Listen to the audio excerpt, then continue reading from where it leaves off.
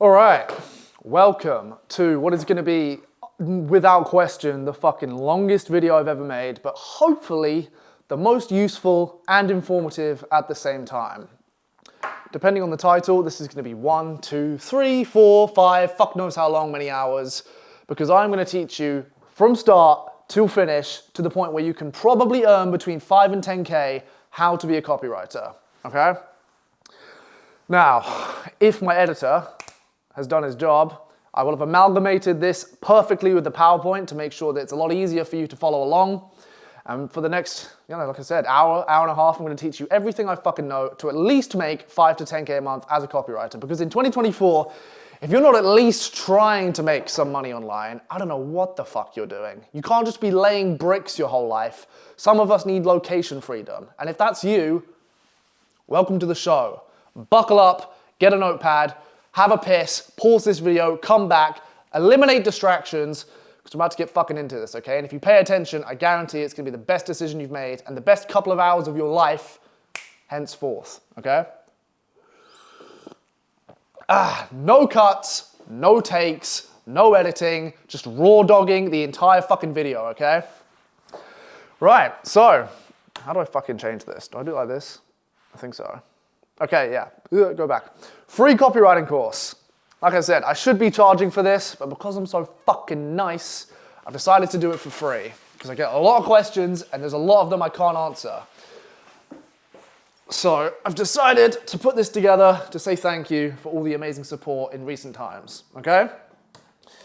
For the next 1 to 2 hours, I'm gonna lay out everything I fucking know, like I've said, to try and get between 5 and 10K. Now, obviously, you can go up and beyond that. I'm living proof of that. And you can do it within the span of a year.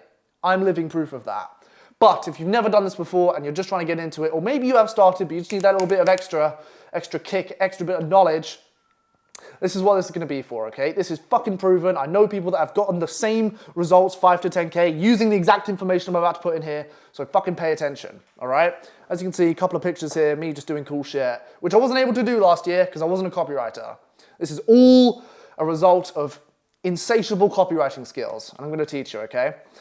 Now, if you've never seen me before, let me just give you a quick background. My name is Tom, obviously, but I am from my dad's balls, like the rest of you. And I was born and raised in Essex, shithole in England. You don't want to go there, trust me, it's getting worse by the year. And then eventually I grew up in London, which is where I am now, in this lovely penthouse, thanks to copywriting. And to give you a basic understanding of who I am as a person and who I was as a child, to put things very bluntly, I don't care if it was junior school, high school, college, university, 9-to-5 jobs, without question, I was easily the dumbest and probably the least hardworking. So I want you to understand that as we go through this entire presentation, this entire video, the entire duration of what I'm about to say, understand that you probably have it better off than me. You're probably smarter than me, and you've probably worked harder than me at some point in your life. The threshold of work you're able to do will have exceeded mine, and I'm able to pull this off. So that's not to give you, unnecessary hope, but it is gonna hopefully fill you with a bit of ambition, because if I'm able to do this, you certainly fucking can, okay? Anyway, long story short, I tried to become a golfer, that failed, and the whole reason I wanted to be a golfer was 1, because I was pretty good at it, but 2, and I don't tell many people this, so I'm just gonna air out here, I just wanted to make money. I knew you couldn't make money being some sort of fucking employee. I wanted to be rich, and the best way I thought I'd be able to do that was by being... Who the fuck is messaging me? Fucking women. And the best way I thought I'd be able to do that is by being a golfer. Anyway, long story short, that didn't pan out. 2018, developed an affiliation for the best humor in the world. And then towards the end of 2022, early 2023, I came across a particular video on the toilet as I was taking a shit, talking about this business model where you could just write fucking shit and make money online and pull it from the sky and live anywhere and have an amazing life and tell your boss to get fucked and have all the freedom in the world to make as much money as you so wish. Hence why we are where we are today, okay? Now, in the duration of doing that, yes, it has helped my life a lot. Yes, it will change your life a lot. And yes, you can do it. There are going to be some sacrifices which I came across. That's life. If you want to get anything good in life, you're going to have to leave some shit behind. Buttercup. In my particular case, it meant that just losing all my friends and family, basically I never spoke to them. I missed my dad's birthday. I was so fucking ingrained in making this work. And in the long run, it panned out. But understand, as I go through the duration of this video, look, man, I'm not gonna fuck around. I'm not your friend, okay? I'm not here to fucking give it to you easy. I'm not peanut butter on hot toast. It's gonna be fucking hard at some point. It's gonna mean that you sacrifice a couple of things. Maybe you lose your friends. Maybe you don't speak to people as much. Maybe you don't see that girl. Maybe you don't get drunk on weekends. Maybe you stop giving up drugs. Maybe you don't play video games. But take it from me, in the long run, it's worth it, okay? And then, I think it was about 11 and a half months ago, I signed my first ever client, but we'll get to that, okay? As you can see, February 5th, 2023, I sent a Twitter DM and I signed my first fucking client. So everything I'm about to say, everything I'm about to go through, all the knowledge I've amalgamated, all the knowledge I've soaked up and learned, and all the results that it's brought me has been in the duration of a year. I'm not gonna sit here and pretend like I've done this over the course of half a decade. That isn't the case. Everything I'm about to say took me a year. Bearing in mind, everything I fucking did was based off nothing. I had no mentor, no coach. I was learning from shit YouTube videos, completely the wrong way to learn. I had no idea what I was doing. And even after all that, I was able to do this in the span of a year. So if you knuckle in and please just buckle the fuck up and listen for like 2 hours of your life, hopefully you'll be able to achieve the same results I did in half that time. Okay, if you don't, you might see the doctor because you're probably losing some fucking chromosomes because it isn't that difficult, okay? And then from there, things just got better, right? I signed one client for $250, and then a couple months later, I signed a client for £3,000, and then 10 months later, I was making 16 grand a month. And then just last month, you can see how much I was making. So progressively, life has got better. This is all in the duration of a year, okay? I'm not fucking around. This is just the way it is. I've got screenshots to show you, okay? From February 2023 to February 2024, I would say, without question, undoubtedly, I've had the most transformative period of my entire life, okay? For some context, that picture on the left, I was going to work with my dad because he's a plasterer at fucking 6 a.m. in the morning. We didn't even have a van, so we had to just like stick the fucking ladders through the car, and because it was a small car, I had to like crouch under it so that the ladder could go over, and it was pushing into the windscreen. We were praying every time he braked. The windscreen didn't break. I was making maybe £60 a day. I was tired. I fucking hated life. I didn't want to do it anymore. Almost on the brink of fucking collapse, basically after every day because it was such hard work, standing up ladders and shit, my shoulders were aching. Not the life, okay? I admire people that are able to do it. I want it to be rich, okay? You ain't gonna get rich putting fucking coving up, all right? Laying ceilings. And then a year later, as you can see, chilling in a cigar lounge in Knightsbridge, having a great time, okay? San Pellegrino, you know we're about it, all right? Not fucking around. A year, this transformation took. I look fucking homeless in the first picture, and a year later, I'm not gonna say balling, but at least I'm looking all right, okay? And it's allowed me to quit my jobs, okay? I've had some shit jobs. I have been a conservation person on a golf course. I've worked shit office jobs. Like I said, I was a plasterer. I've worked some shit jobs, and copywriting, which I'm about to teach you, has allowed me to quit that. It's also allowed me to try and spoil those people which I love, because, you know, as you make more money, you're gonna have an inclination to try and help those people around you. When I was broke, when I had no money, I couldn't fucking help anyone.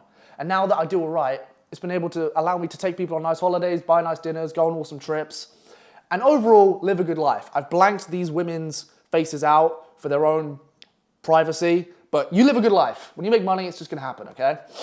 And overall, my life has just improved on the whole. And if you do what I say, you'll be able to do the same, all right? So, for the sake of my, your, and your ancestors' time, buckle in, listen up, pay attention, okay? Get a fucking notepad, or at least write some of the things I'm gonna write down. Go over this video a couple of times if you need to. It's gonna be quite long, but please write shit down. If you don't write shit down, it doesn't go in your head properly. That's just a conspiracy I have, but I think it's fucking true, all right? Also, before we get going, I need you to understand, wait, is there a burp? Never mind. This shit is changing people's lives, okay? There are teenagers, I know 15-year-olds making 6 grand a month doing this, okay? So if you're over 15 and you're not a complete fucking idiot, you can make 6 grand doing this. I'm about to teach you, all right? Also, because I'm so fucking nice, anyone that comments or DMs me the word roundabout on Instagram, at Tom Beanham, I will just give a free 30-minute consultation. This is gonna end on the 20th of March. I don't know when you're watching this. Hello everyone in 2026, when I'm sitting on a yacht. This is gonna end on the 20th of March. So if you want a free consultation call, I'm just gonna pick someone random, DM me roundabout, inside joke for you, roundabout on Instagram, at Tom Beanham, and I'll just pick someone and you'll get a 30-minute call for free, one-to-one, okay? Just to say thank you, because I know this is gonna be a long video. So I just want to make it worth your time, all right? So, first and foremost, what the fuck is copywriting? To put it as simply as possible, because I know that you're confused, especially if you've never heard of this before, brand new business model, copywriting is sales in text. I've even got the definition here for you in case you don't believe me. Copywriting is sales in text. It is the art of persuasion through words. Okay, I'm going to give you some examples of what it is so you'll be able to understand better. But broken down, if you're writing shit down, that's what it is. It's just sales in text, persuasive words, getting people to take action based on the words that you write, etc., etc. Okay? So when I say I pull money from the sky by writing, I'm not fucking around. I write and then I give it to someone and they pay me for that work and then I get money from the sky. That's how it works. Okay? Very, very simply. It's not very convoluted. It's not like these new business models where you have to fucking do all this and bring this and fucking turn this around and do this and manage this. It is you write words. Write fucking words. Give them to someone and get paid. Okay? So it's a service-based business. You're not selling a product, you're selling a service. The service being your skills and your time. Okay? Now, I know you're thinking, where the fuck is it used, etc. You have seen copy your entire life. You just haven't realized it. Okay? So, as you can see here, I've got billboards, fucking about pages, ads, websites, emails. What you see on the screen here is copy. So everything that was written here on the screen, someone like me, or potentially someone like you one day, wrote. And it's just fucking words on a screen, words in advertisement, words that are meant to compel people to buy things. Okay? And you're going to find out why people were paid to do that in a minute. But that's what it looks like. You could probably look around your fucking room right now, or something that's, in front of you, and you'll see copy. Someone got paid to write the words on the product that you're seeing, or the advertisement you see. Why the fuck does coffee make me burp so much? What the fuck? If you're on the bus, or you're in a taxi, or the tube, and you see all these advertisements, a copywriter got paid to write that. It may only be about 4 or 5 fucking words, but I guarantee you they got paid a decent amount of money to write that. And you'll find out why. Because it is a skill that people want. It doesn't take very long, but if you get good at it, you get paid a lot to do it. Okay? Now, why do people need copywriters? A question I get a lot. Okay? It seems so simple. Why the fuck would anyone pay you to do something that seems so mundane and so simplistic that anyone could do it? The reason that people pay copywriters like me and one day like yourself is because, now write this the fuck down too, people, and in general, business owners, are great at making products, but they're shit at selling them. So you may come up with the best product in the world, the best invention, the best thing for the market in the world, but 9 out of 10 of these people are just awful at fucking selling them. They have no idea. They haven't got the gift of the gab on it, whatever you call it, okay? They don't know how to fucking market it properly, make people want to buy it. Whoever invented the mug, he's a fucking genius, but I guarantee he wasn't the one that came up with the idea to sell it, okay? Whoever decided to put coffee in mugs wasn't the guy that decided to fucking make them in fucking Roman times or whatever, okay? I'm sure he made it, and that's a very good invention, but he didn't market it, and he didn't convince people to sell it. If IKEA sells mugs, they'll have someone in IKEA that makes ads and writes copy to sell the mugs. It isn't the fucking manufacturer that sells them. They'll have someone specifically designed to sell them, and that's why people need copywriters, okay? Even though people are really, really good at making the product, they have fuck all idea on how to sell. Selling is a skill, a very profitable skill, as you're about to find out, but that's why. Because I get that question a lot. Tom, it's so simple. Tom, it's so easy. Tom, I can do this with my eyes closed. Why do people not do this themselves? Why do they pay you? Because they have no idea what the fuck they're doing. They think they do. They think they're really good. Egos get in the way. I can write. And then they just fucking bomb and don't say anything. They will pay you a lot of money because they know deep down that your skills are very needed in trying to sell the thing which they want to sell. Okay? Now, how do you implement it? Okay? Another question I get. You are literally just writing on behalf of other people. So, I'll give you an example. This is a lighter. Whoever made this lighter is probably really good at making lighters, but I guarantee they have no idea how to sell them. So, if they wanted to sell them on ads, or billboards, or emails, or websites, or the fucking tube station adverts like I just showed you, they would contact someone like me and say, Tom, I want you to write a little fucking tube station ad for this lighter and get people to buy it. They wouldn't do it. They'd pay me to write on their behalf. Okay, I hope that makes sense. And you are literally just sending them your work. So they'll tell you to write something, you write it, and you just send it back to them, okay? Using your skills. So if you have a laptop and Google Docs, which I'm going to teach you in a second, you're basically ready. If you're watching this, I guarantee you have the tools needed, and by the end of this video, the knowledge needed to start fucking doing this. It isn't hard. And this is why it's so perfect. It's free. 9 out of 10 times, most of you motherfuckers have everything you need to begin doing this. You don't need large sums of money. It's not Amazon FBA or dropshipping or crypto or Forex trading. You don't need to put money in, gamble it, and then hopefully make a return. This is free, motherfucker. You got a laptop, you got some fucking Wi-Fi, you got 46 chromosomes, you'll be fine, okay? You don't need anything else. You just need to listen, put your ego away, get your notepad out, take some fucking notes, and take some action, all right? Now, there are loads of different types of copy. I'm a copywriter, I write loads of copy, and I'm gonna teach you a specific style of copywriting because that is the best one to start with. But there are loads, okay? The number one form of copywriting is emails, without fucking question, okay? You know those emails that come into your inbox from promotions and you never fucking read them? That's a billion dollar industry, okay? You can write this down. Brands on average, if they know what they're doing, will make 20% of all their earnings from emails. So imagine this, fucking Tommy Hilfiger will make 80% of its revenue through the stores and online, and then 20% of its revenue from people that have bought the product and then get sent an email telling them to buy more product. That's how powerful it is. And that's why people pay copywriters to write emails for them. So look here, here's an example. This is just an email that I wrote on behalf of a brand about 6 months ago. This took me 10 minutes. I got paid $3,000 a month to write fucking one of these every week, okay? Basically just telling people to buy a fucking duffel bag, blah, blah, blah, blah, blah, okay? So people that had already bought on behalf of a brand sign up to their email list, and then they get sent emails that I write, and then they buy more product, okay? I hope that makes sense. Emails are super simple. Emails are so easy. Emails are the bread and butter of copywriting. If you go into your inbox right now, I guarantee without fucking question, you'll have a ton of emails from a ton of brands which you never look at, but on the whole, they will make a lot of money for that brand, okay? Another one, ads. Ads are obviously a very easy one. Look, man, this is a fucking Google ad or a Facebook ad.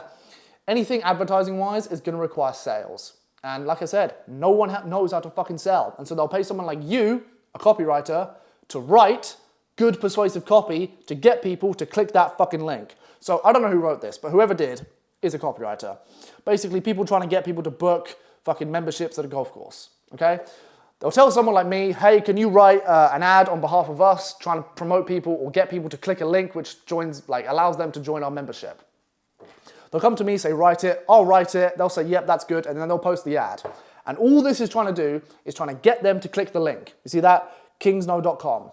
They better not get fucking free advertising out of this video. It's okay, only like 300 people are subscribed to me, so it doesn't matter. But that's why, okay? And the reason they'll pay me is because I'm better at getting people to click that link than they are. That's your skill. Don't get it twisted. Yeah, they could do this themselves, but they won't get as many signups or as many clicks as if they gave it to me or, in a couple hours, you. That's why you get paid, because you are better at getting people's attention, getting them emotional, getting them intrigued, and getting them to click that fucking link through the persuasive metric of text, or the persuasive, what's it called, prism of text, okay? Websites, another easy one. Every fucking website you go on, I don't give a fuck, any of them, a copywriter got paid to write it. Because it's conveying a message through the text on the screen. And who's really good at writing? Copywriters. So a copywriter will write the website. Captions. Go on Instagram, go into a fucking caption, someone's written that, okay? 9 out of 10 times, it's the user.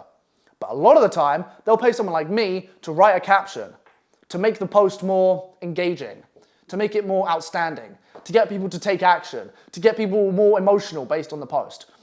I didn't write this. This is shit. Don't fucking look at this, but this is just an example. If you go onto Instagram and you go into a random post of like one of these fitness influencers and it's got a long ass caption, they paid someone like me to write that because it goes hand in hand with the video, it gets people more interested, it gets them more emotional, it gets them more intrigued, it makes them think, oh fuck, this is good, awesome, oh, who's this guy? Can he help me lose weight? Can he help me put on muscle? Let me see. You go through the caption, he gives a few more tips. Oh, would you believe that? At the bottom, he's telling me to click a link. They'll pay me and they'll pay you to write that. It takes 10 fucking minutes. And they click a link, someone will buy their product and you'll get paid, okay? Another one, scripts. So you may not believe this. This is just the fact of the fucking matter. Basically every single YouTube video is scripted, except me, because I'm fucking flawless when it comes to speaking. I can speak for hours, no cuts, no takes, no editing, no script. I can speak on the fucking roll all day. But a lot of people write scripts. And you wanna know something? Most people are fucking tired of writing scripts. So they'll pay someone like you or me, who already has a natural inclination towards writing because you've watched this video, to write the script for them. Because I guarantee you're better at writing scripts than they are. And they'll pay you to do that, okay? It's not very fucking hard, right? Now, coffee. I need to drink more of this, it's getting cold. You're gonna focus on two things. Out of all those examples, there's only two. If you're just starting, or you even, look bro, all I fucking do is this. If you only wanna do two things, these are the two things you're gonna do, all right? Emails and captions. And the reason for that is because one, they're the fucking easiest, without question, no debate. Okay, emails and captions are so easy.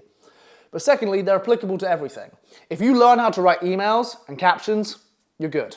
Okay, I've written sales pages, landing pages, virtual sales letters, you name it.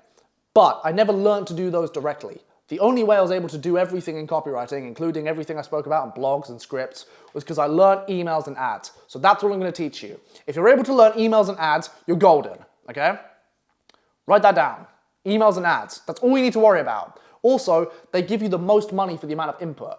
So I can write an email in 15 minutes and do that 4 times a week and get paid $1,000.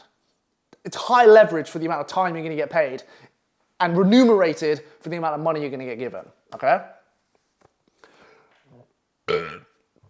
Right, so if you're going to start writing emails and captions, you're going to need a few things, okay? Obviously, you have everything already. You have Wi-Fi and you have a laptop, but to start writing, because a lot of people ask me this, they're like, where do I write it? Do I write it on paper and then fucking mail it to them? No, you're fucking retard. No, of course not. You need Google Docs, which I'll teach you about, something to write about, they'll tell you that, and ideally 46 chromosomes. If you're a fucking retard, then you're not going to be able to write, are you? So if you have 46 chromosomes, you have no excuse, all right? You 47 motherfuckers, new business model, maybe interest, okay? Now,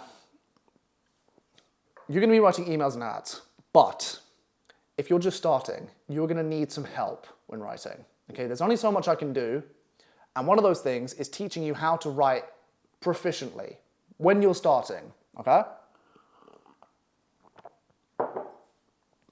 You're going to be using templates.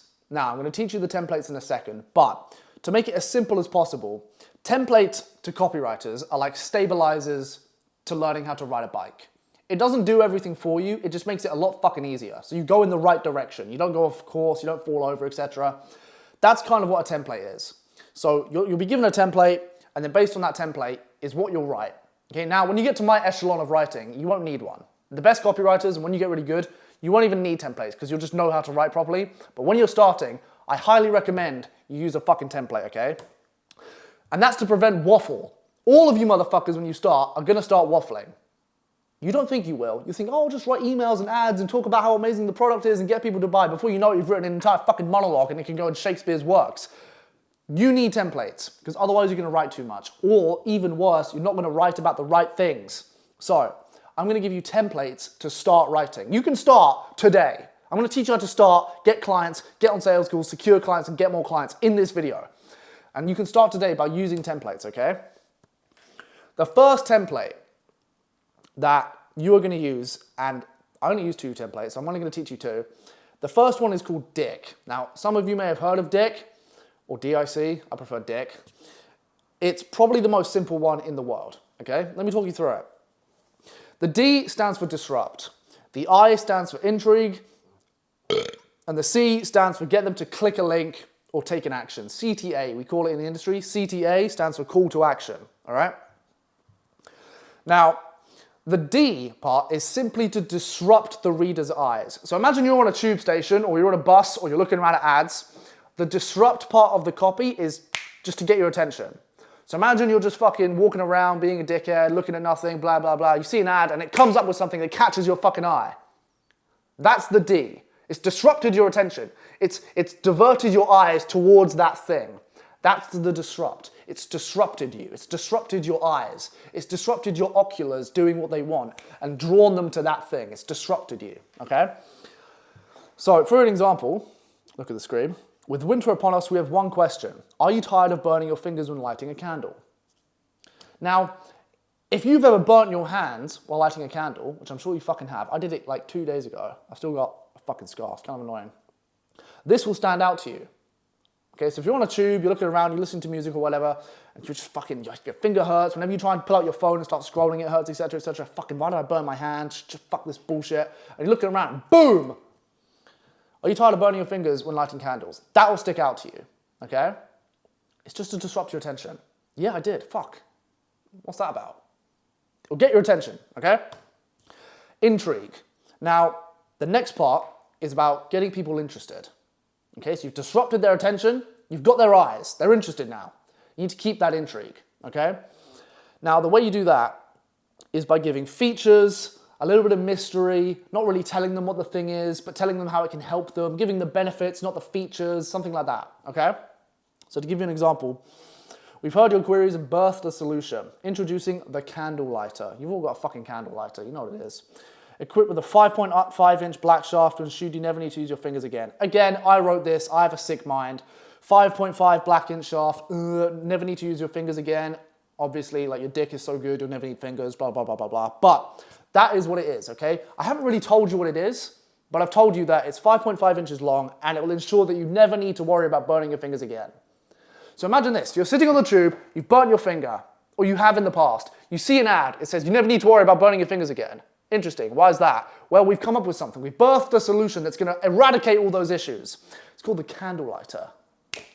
And it's come up with this 5.5-inch shaft to ensure that never happens to your fingers again. You're gonna have burnless fingers for the rest of your life. Interesting, burnless fingers? What the fuck is this thing? Now you're interested, okay? And then when you're interested, at the height of your intrigue, you get them to take an action. And I'll talk about this more in a minute, but then you get them to take an action. It's called a CTA, like I said, call to action. Click the link to get yours now, 10% off, ending January 17th, some bullshit, okay? I think I wrote this a while ago. I wrote this a while ago. But that is DIC, and that is a template. So, if we go back, D, disrupt, get your attention. Intrigue, build some intrigue, get them interested. And once they're interested, once they're really invested in what you're saying, and they're like, oh, what is this thing? Yeah, you're telling me it can help my finger, and it won't burn anymore, and I'll be fine forever, and I can light candles endlessly and never have to worry about it. What is it? What is it? To get yours, you have to click the link. Click the link and you'll find out. And then because they're so interested, because they want to know what the thing is, because you know it will alleviate their pain, and they don't want to be in any fucking pain anymore, they'll click the link. Boom, your job is done. Does that make sense? I hope that makes sense. And that's why we use a template. Because if I told you to try and sell a lighter without using a template, you'd be all over the fucking place. Buy the lighter, it's fucking white, it gets hot when you light it, it has a fucking button that keeps the gas going, it's got a fucking weed symbol, I don't even smoke weed, this is the first one I got, it's got a weed symbol on it, that makes you cool, so buy it. That isn't how you sell. You have to disrupt their attention, build intrigue, and then get them to take an action. I hope that makes sense, okay? Go over this again if you need to, but that is the template you're going to use to start, because it's so fucking simple. Actually, I go back on my word. If you do have 47 chromosomes, even you could do this, okay? Not very hard, right? You're just building intrigue, highlighting a problem, and giving a solution. Boom, there you go. Like I said, lighter. That's probably bigger than 5.5 inches, but whatever.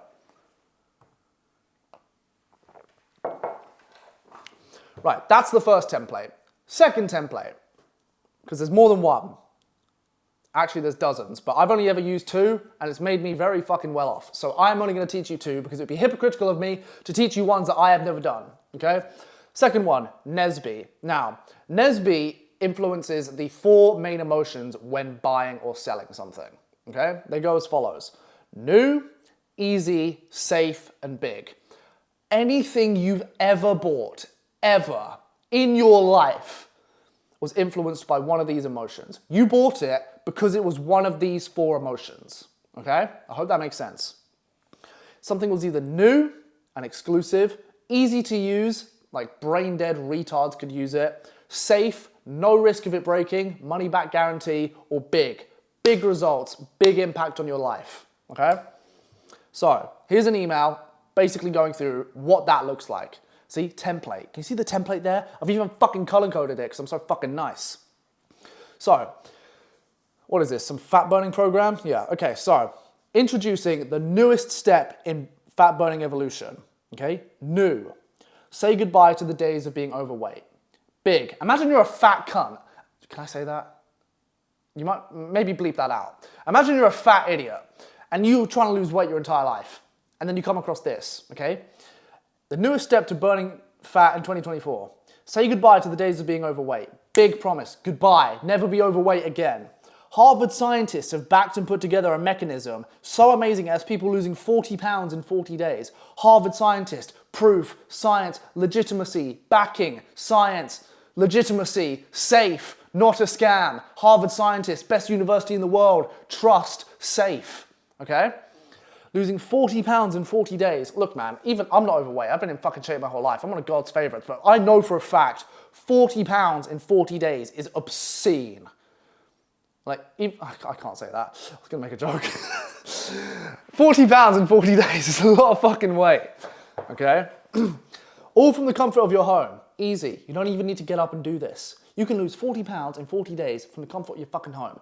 You're watching this right now, and I guarantee if you implemented what I'm about to say, you could lose 40 pounds in 40 days, not even fucking moving. It's that easy.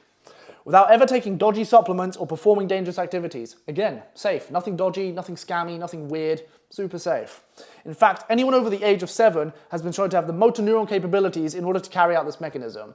So if you're able to get up and you're over 7, you can do this. It's that easy.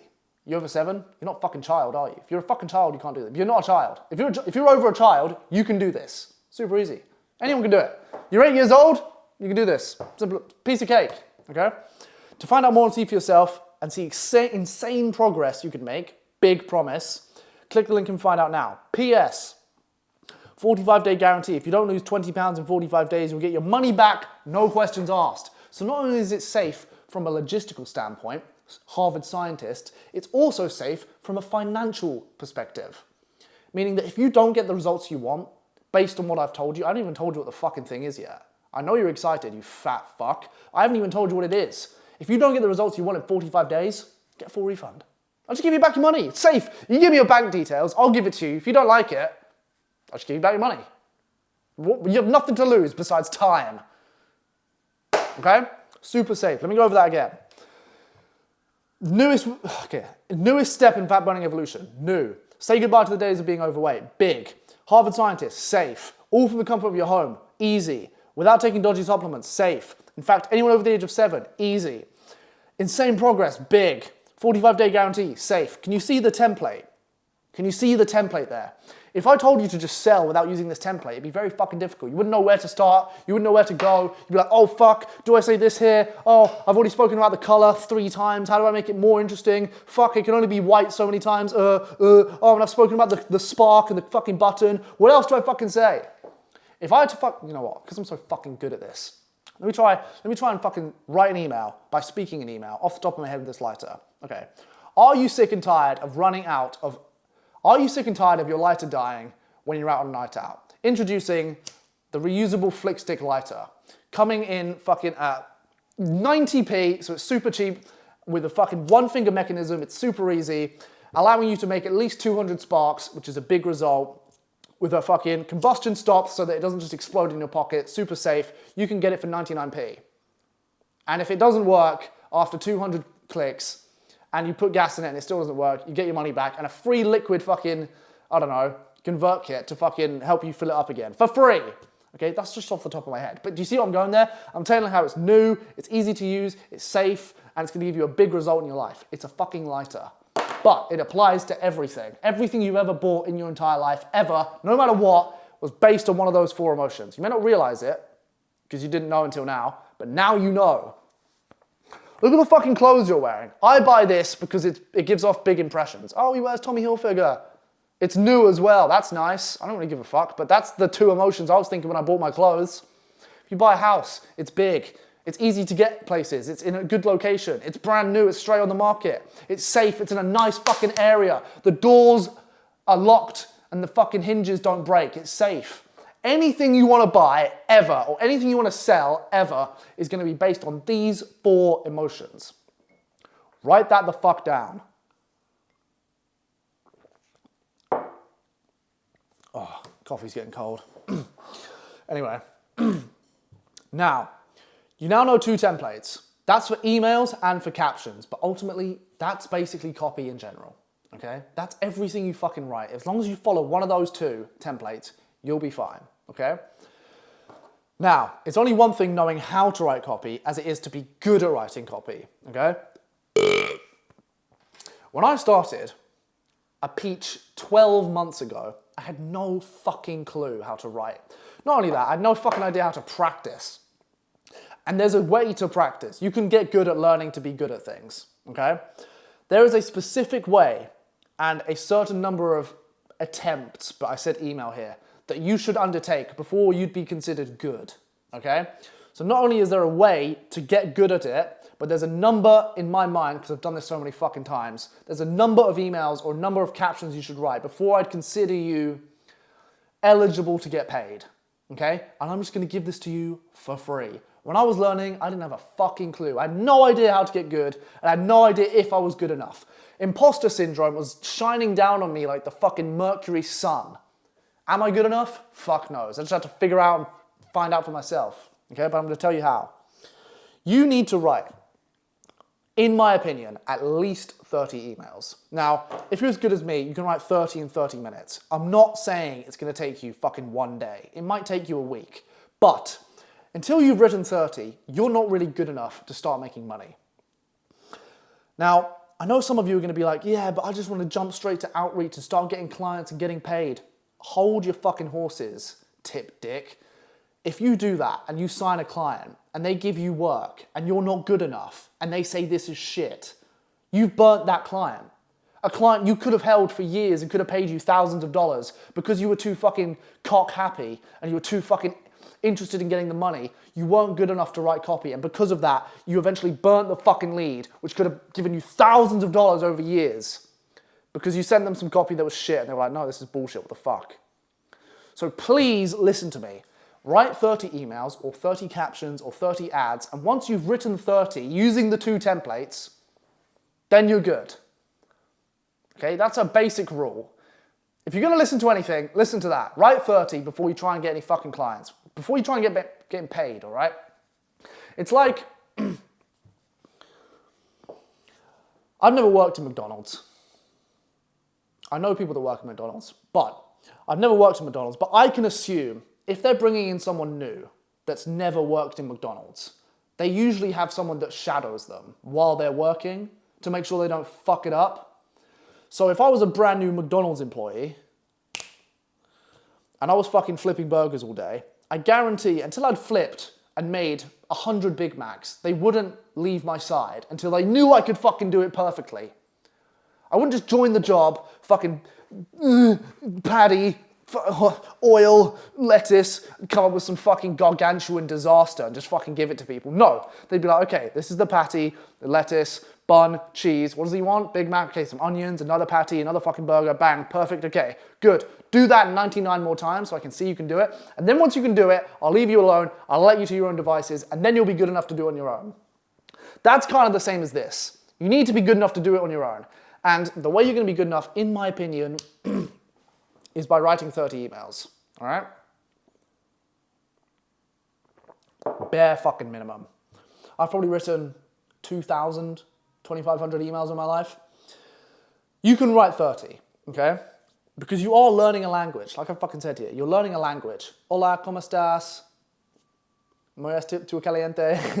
You're learning a language. Copy is a language. And so the more reps you put in, the better you're gonna get at it, okay? With the right practice. Volume is your friend. But, like I said, most people are shit at practicing. You think you can practice. Oh, I put in some work. Oh, I fucking put in an hour of practice, and so I'm really good now. Yeah, I'm much better than I was before. No, that's bullshit. You think you did because your entire life you were taught that if you just put in the work, that's considered practice. That's bullshit, okay? There is a way to start practicing. You're gonna use a principle called deliberate practice, okay? Deliberate practice, as you're about to find out, is the sole contributor to anyone that's elite at anything in the world. Now, I may have a slide about this, but before I jump to it, let me give you an example. When I was trying to be a golfer, I think about 2 years ago, 3 years ago, I was the worst, okay? Out of all my friends played golf, I was the shittest. I've been playing the longest, but for some reason they were better than me, which in the eyes of most people made no fucking sense. I've been playing 16 years, they've been playing 10, and they were better than me. How the fuck is that even possible? Anyway, so one day I decided to sit down and figure out how the fuck they were so much better than me. I was getting up and going to the range at 5 a.m. and then they would get there at 9 a.m. So I'd have 3 hours ahead of them, and then we practice all day from 9 till 6, and then they go and fucking watch TV or go out, and I'd practice from 6 till 9. So I'd do basically 13-hour days, while they only did 6, and they were still better than me. Why is that? I put more hours in, I was doing more work than them, I was showing up more, I was being more dedicated, but they were still better than me. And I knew at a fucking base level, this is bullshit. Because if it was just about numbers, I would smash them. Why am I not getting any better? Why are they so much better than me? And it drilled down to this simple fact, is that the way I was practicing was complete bullshit. Forget copywriting, this is just a lesson in life. You can practice a certain way, and someone else can practice a certain way. Even if they do less practice than you, if they do the right practice, they'll fucking smash you. And it's because I was doing the wrong practice, fucking hitting balls all day, not getting anything done, not getting any better, that they were always better than me, because their practice was better than mine. And that's because they were doing deliberate practice, okay? I'm gonna make an entire video on this, but deliberate practice is the be-all, end-all to being good at anything, okay? Anyway, so one day, as I was playing golf, hitting balls all day, blisters over my hands, drenched in sweat, fucking dirty shoes, weak knees, achy back. I was like, how the fuck do I get better than them? How are they better than me? I'm putting in more work. This makes no fucking sense. What is going on? Anyway, one day, I was Googling it, and I found out this guy called Anders Ericsson, fucking legend. He did die a couple of years ago, so rest in peace, Anders. But he came up with a principle called deliberate practice. Now, write this the fuck down. If you want to get good at something, you need to do shit you can't already do until you can do it. That's practice, okay? Most people, when they practice something, they do the same thing again and again and again and again. So you may learn to throw a fucking tennis ball until you can throw a tennis ball, and then you'll stop getting good at it because you'll just practice the same movement again and again and again. You don't try and throw a tennis ball into a small object because that's hard. You just think, I can throw tennis balls, I'm good at throwing tennis balls. If I practice an hour a day, I'll be good at throwing tennis balls forever. That's bullshit, okay? You're not gonna get better at doing that.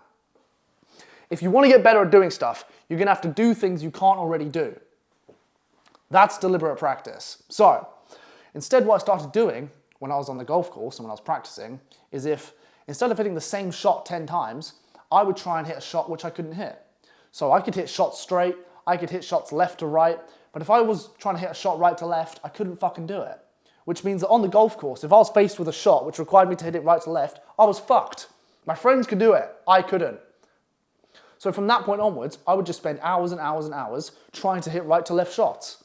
And as you can imagine, I was shit. I didn't know how to do it. It took hours for me to figure out how to do it. And then out of nowhere, something clicked. And before you knew it, I was hitting shots right to left. And then I could take that skill, put it on the golf course, and use it to be better than my friends. And then you think, okay, now I can hit right to left shots. Can I hit high shots? Can I hit low shots? Can I hit stinger shots?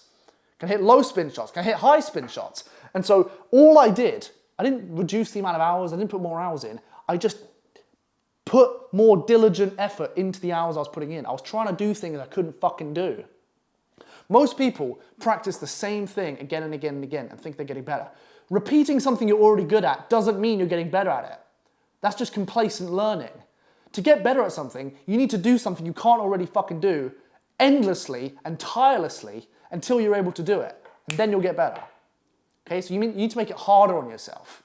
And anyway, long story short, I'm now fucking amazing at golf and they're all shit. But that's how you fucking get better at stuff. Okay, so to relate this to copywriting, if you're writing emails, because I'm going to tell you to write 30 at least. If you write 30 and then you plateau, you're like, I'm not getting any better, my conversions aren't getting better, there's so many people that are better at writing than me, how do I get better? I've written loads and loads of emails, but none of them are getting any better. You need to focus on what you're not good at and then deliberately try and get better at that thing. So, for example, if you're struggling to build intrigue, say you're writing emails and people just aren't getting very interested in them or they don't give a fuck, instead of just writing more emails, deliberately try and write better intrigue in your emails. I can't write intrigue. I'm shit at intrigue. I'm shit at getting people interested. How do I improve the interesting part. How do I get them more interested? And you write emails just with that sole factor based in your mind, you'll get better at it.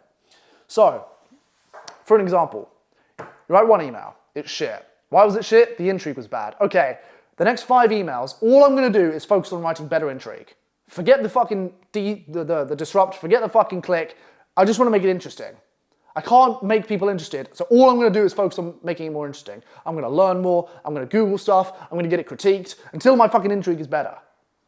And you'll be shit for a while, it won't get any better. But then you'll click, and you'll be better, okay? Now, how do you build intrigue? Because intrigue, like I said in DIC, is one of the most, if not behind one other thing, the most important thing when writing copy. If you want to persuade someone to do something, or persuade someone to buy something or take action, you need to not give them everything. There needs to be a bit of, what is it? I want to know, tell me, tell me, tell me. That's how films work, bro. You go to a film and it's just fucking good shit all the time. No, it's bad, and then it's good, and then it's a little bit unsure, and then there's uncertainty, and then it's good, and then it's bad, and then it's happy, and then it's sad. There's intrigue. What's going to happen next? How will it go? Will he die? Will he survive? Will they fuck? Is he fucking his brother? Is she his sister and they're having sex? Who knows? Find out at the end. It keeps you interested. So you need to keep them interested through the duration, okay? Now there's a few ways you can build intrigue when you're writing, okay, to make people more interested in what you're selling. So they sell it, so they buy it. The number one way, in my opinion, to build intrigue when you're writing is ask questions. So, this can be in the subject line, in the opening line, I don't fucking care. As long as you're asking a question at some point, it will build intrigue in the person that's reading it, okay? It'll change the entire dynamic of the copy. The email, the ad, the website, I don't give a fuck what it is. If you ask a question, it changes the entire dynamic. And the reason for that is because all of a sudden, the copy has just gone from something that the person reads to the page speaking to the person. So, this is an email in my inbox from today. It says, what do you think when you hear these words? Hey Tom, what do you think when you hear these words? That feels like someone speaking to me, like a human. Does that make sense? All of a sudden, I'm more engaged. Someone's asked me a question. When someone asks you a question, you're more inclined to fucking pay attention to what they say, so you don't fuck up your response. It's just in humans. You're more likely to respond to shit when they ask you things. All of a sudden, it's gone from me reading the page to the fucking page asking me, what do I think of these when I hear these words? I don't know. Fucking let me click it and find out. Intrigue. I'm more interested now. These words, what do I think? I don't know. Let me just fucking... Okay, oh, fucking feminist. Oh, I fucking hate that word. Oh, yeah. LGBT, yeah, I fucking hate that word. It makes you interested, okay? Now, here's an example I made. It's the same thing written 2 different ways. One is with a question and one isn't, okay? So, if I was selling a fat burning program, I could say, being fat is making you sad. Okay, yeah, I hear that all the time. I look in the mirror and I'm fucking upset because I'm fat. I'm not fat, I'm fucking ripped head to toe. But if you're a fat person, you're gonna feel really sad. Or you could say, hey man, are you not sick and tired of feeling sad because you're fat? Hey man, bro, you're not sick and tired of feeling fat? Doesn't it make you sad? Yeah, it does. I see you on the screen. I fucking see you, bro. It feels like I'm fucking talking to you now. I've asked you a question. Do you see the difference? It's the same thing, put 2 different ways, and one is way more intriguing than the other, simply because I asked you a question. I invited you to be engaged in the entire interaction. I didn't just say, you're a lazy shit. I said, are you not sick and tired of seeing 22-year-olds like me live the high life and wonder if you're a lazy piece of shit? Intrigue. You're more interested now. You're more captivated into what I'm saying, okay? So ask questions whenever possible. Secondly, use numbers, the numerical version. Not the word version, the numerical version. Don't bullshit me. If you're reading that, what sticks out? Besides the red letters. The numbers, okay? In a big bulk of text, numbers stick out. It's like a diamond in the dust. Or, I would say, a Pakistani in London, but London's full of fucking Pakistanis now, so it doesn't really make any sense. But it sticks out, okay? Now, if you want to gain someone's attention, disrupt their attention, get their oculars looking at the fucking page, a way to do that is by putting numbers on the screen. Because numbers stand out in a fucking bunch of words. Letter, letter, letter, letter, paragraph, paragraph, paragraph, paragraph, number. Numbers stand out. Don't say 2, TWO, put the number. stands out a lot more, okay? Gets you more interested, all right? Like I said, catches their attention, builds intrigue. Now, open loops. Like I said, if we're going too fast or you've never fucking heard of this before, rewind it, okay? I'm doing this in one fucking take. I'm not going back on anything, all right? So write this down. Open loops. Now, you've seen this before as well. An open loop is basically, you start telling someone something, and then you make them find out what the rest of the thing is you're telling them. And then you basically just don't fucking tell them, okay? I'll be honest, okay? So, for example, I wrote this email today to try and help you understand. This is about fucking getting women and fucking hot girls, etc., etc. So, here's how to bang 9s every day of the week. 9 being 9 out of 10, hot girl, girl that you're not fucking, a 9, okay? In the next 5 minutes, I'm gonna reveal how to take half-time hotties to bed like clockwork with one simple 9-word pickup line. A line that can be used off by heart and used in minutes. John here used it, and here's what he's had to say since implementing it. Okay, so what have I done there? I've said, here's how to bang 9s every day of the week. You expect me to tell you the thing afterwards, but I don't. I say, in the next 5 minutes, I'm gonna reveal what it is using this simple 9-word pickup technique. You expect me to say what it is. And then I say, a line that can be learned off by heart and used in minutes. And then you think, now he's gonna say it. He's gonna say the fucking thing now. And I still don't. I then jump into a fucking testimony where it says, John here used it and here's what he's saying. So I've told you I'm gonna tell you something, and I just don't fucking tell you. And that fucking pains human beings. If you tell us you're gonna tell us something, and then you don't tell us, we're like on the edge of our fucking seat. We're like, fucking, tell me, what the fuck is it? Just fucking spit it out. Tell me, what are you gonna say? And if you just don't tell them, they're so interested. They're super intrigued, okay? This is why the best films are the best films. If you watch a film and it's the same all fucking film, everyone's happy, everyone's having a good time, everyone's fucking living the high life, it's not very interesting. It's fucking, you know, if someone's about to die or there's a war or an enemy's coming and something's behind him and you don't know if he's gonna die or not and they're fucking cheating and the husband comes in and he's a fucking psychopath, will he kill her, who knows, and then you long it out and you're so interested, you don't even realize you're in the fucking cinema. That's what an open loop is. You say you're gonna tell them something and then you just don't fucking tell them. You tell them you're gonna tell them in 5 minutes. I'm gonna tell you, in just a minute, I'm gonna tell you what it is. This thing is X. It helped this person. In the duration of the time this has been around, it's done this. I haven't fucking told you what it is. I've just told you I'm gonna tell you. But I still don't tell you. That keeps you very, very fucking interested in what I'm about to say. Okay? Does that make sense? I can do this perfectly. Let me try and find something. Something you can't see. Okay. I have something in my hand which could be considered one of the best inventions of the 21st century. It is portable enough to be taken anywhere. In 100 years from now, historians will look back at this invention and consider it one of the best inventions of all time. It allows you to get work done quicker. It allows you to be more proficient. It allows you to enjoy yourself more. It's not as expensive as you'd think. It's extremely adaptable to anyone that uses it. And I guarantee that within a couple of years, there aren't going to be any left because they're going to be completely outsold. I'm going to tell you what it is in just a minute, okay? I've used these and they help me a lot. I've been able to go to the gym better. I've been able to work better. I've been able to fucking walk better. I've been able to do everything better. Do you want to know what it is? Click the fucking link and you'll find out. It's an AirPod. Okay? Open loop. I'm going to tell you what it is, but then I just don't fucking tell you. And if you want to find out, you have to click a link. And that instigates such an insane amount of action out of people you cannot even comprehend. If I tell you I'm going to tell you something and then I don't tell you, but you have to click a link to find out what it is, you'll jump over an elephant and fucking wrestle a tiger to find out what it is if you want to bad enough. If you're a fat fuck and I tell you I'm going to show you something that allows you to lose 40 pounds in 45 days, but you have to fucking click a red button which is on the other side of 100 people that have AIDS and 2 crocodiles and fucking Thanos, you're gonna get through all that and you're gonna click that button if you want it bad enough. Okay? Open loop. I'm not gonna tell you what it is. I'm just gonna tell you that if you click this link, you'll find out. Open loop. Gimmicks. Oh, fucking hell. Now, I've already used a gimmick, but let me go through it again. A gimmick is basically a play on words. It's just naming something to make it sound more elusive than it is, okay? So let me give you an example. I could say, if I was selling a weight loss book, I could say, buy this book to lose weight, okay?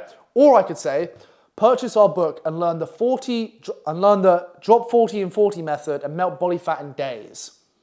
Now, I've said the same thing, basically, but I've said a gimmick, and the gimmick there is drop 40 in 40 method. What the fuck is the drop 40 in 40 method? I don't even fucking know, and I wrote it, but that makes me more interested to find out what it is. So if you're a fat person, and I say, buy our book, it'll help you lose weight, oh, whatever. All I fucking do is read books that help me lose weight, they're shit. I don't want to fucking read another one of those, it's bullshit. Whatever, lose weight, lose weight, lose weight, do cardio, eat less, drop 40 in 40 method. What the fuck is that? All right, click. Do you see? Gimmick, more interesting. That's all a gimmick is. It's just making something way more elusive than a drop 40 in 40 method. Yeah, drop and do fucking 40 burpees, you fat fuck. That's what it is, but I've said it more elusively, okay? I hope that makes sense. And it's just a way to build intrigue, and you can drop these in everywhere, everywhere. Apple does this all the time. What's it, the fucking newest innovation to modern living? It's a fucking camera, bro, shut up. But they say it in such a way which makes you really interested. Fucking, yeah, I've got some jokes I just can't say here. If you want to find out some jokes, I'll fucking host a free class or something. There's some things, some analogies I cannot say on YouTube. I'll just get taken down immediately, but yeah, that's what a gimmick is, all right? Now, I'm going to make another coffee, and I won't cut it out either. You'll just have to listen to me make it. I'll just get a Red Bull. Now, it's all good listening to me. We've been here for what? A fucking hour right now. It's all good listening to me, but learning is a 3-step process. It's learning, conceptualizing, and taking action. Deliberate action. So if you're just listening to me and you're not doing anything with what I say, it's fucking pointless, all right? So begin implementing that into your emails. If this is the first time you've ever heard of copywriting and seen my ugly mug, that's fine. But if you've started writing and you've started being a copywriter and you don't implement what I'm saying, you're a fucking idiot, okay? So implement everything I've said. That's deliberate practice. If you've never used a gimmick, in your next fucking email, write gimmicks. If you've never used an open loop, write open loops. Why? Because I guarantee you've never written a fucking open loop before. You don't know how to do it, do you? But I guarantee if you do enough of them, you'll get good at them. And then by progress, as by proxy, you will be better at writing emails because now you can write open loops and use gimmicks, which will make your copy better, which means people will pay you more, okay? Right, emotion. So, I've taught you you're going to be writing emails and ads, or captions, because they're the easiest thing. I've taught you templates, the templates you're going to use to fucking write them. I've taught you how to build intrigue. Now I'm going to teach you how to elicit emotion. This is very simple, but it is, without question, it's on a fucking seesaw. Between this and intrigue is what is most important. But emotion is super fucking important, okay? Here's some emotions: happiness, sadness, fear. Happy when you see my videos, sad when my videos end, fear when I don't upload for a while, disgust when I see fucking someone that isn't a copywriter, anger when you like the video, that's right, dislike it, see if I give a fuck, surprise when I upload a video, okay? Some examples for you. How to build emotion, right. Have you heard the saying, people buy with emotion and justify with logic? It stands the tell of time, and that's because it's fucking true. If you want to get anyone to take action or do anything or sell anything or buy anything, you need to elicit emotion in them because we're humans of logic. I know women aren't, but most of us are humans of logic. And so we're not going to do anything unless we have some sort of emotion persuading us to do that thing. So you have to build an emotion in someone. Write that down, like I've said. Me knows. Me writing this an hour ago knows. Write that the fuck down. Meaning you need to evoke an emotion in someone, okay? How the fuck do you do that? If I had to ask you, how do you evoke an emotion in someone, you wouldn't even fucking know. Unless you're a fucking manipulator or a fucking sociopath, then you might know. But unless you know how, or you're a copywriter, how the fuck are you gonna know, okay? The best way, specifically as a copywriter, maybe not persuading girls into your fucking bed, but as a copywriter, the best way I've learned to build emotion in people is to use descriptive writing and specific real-world examples, okay? The more the reader feels heard, the more they'll develop an affiliation with your words, and the more emotion will be invoked from the things you write in them, okay? For example, like I said, I'm so fucking fly, I can come up with an example off the top of my head. Let's go with the fat burning example. If I'm trying to get some fat fuck to buy my product to help him lose weight, you could say, hey, Stephen, I know you're fat, and so you should buy my book, which will help you lose weight. Stephen knows he's fat, and Stephen's read loads of books on how to lose weight. That isn't going to spark an emotion in him. He already feels like shit. That's not good enough. So instead of just saying that, you know what I would say? I would say, hey, Stephen, look, does this sound familiar? You wake up in the morning, you get out of bed, the first thing you do is look in the mirror. Upon looking in the mirror, you're faced with disgust. Your room stinks, not because of all the perfume from the girls you've been banging, but because of the leftover Deliveroos and your bedside table that you've been too lazy to take to the kitchen. And then on top of that, every time you go to sleep, you struggle and you snore because you're drowning in neck fat. But what if it didn't have to be that way, Stephen? What if you could wake up one day next to two hotties on either side of you and your bed smells of Victoria perfume, and instead of it smelling of fucking Deliveroos, it smells of pussy? Because you didn't have Deliveroo, you were in shape and you had washboard abs, and you went out to dinner with those girls instead. And when you get up in the middle of the night because you've just fucked them for the third time, you look in the mirror and instead of seeing this fat, disgusting piece of shit, you see this washboard ab fucking lion of a man. How would that make you feel, Stephen? How would your life be different? Can you imagine being that? I'm telling you now, if you just fucking do what I'm about to say, I guarantee we have people like you that have been in that situation and we've transformed them to be that guy. Click the link and we'll find out how. Do you see what I mean? I haven't really said anything. I've just described his situation more. I've evoked more descriptive language and made him have more affiliation to it. If you're fat and you're trying to sell to fat people, you need to make it very abundant, you know what that fat person's life is like.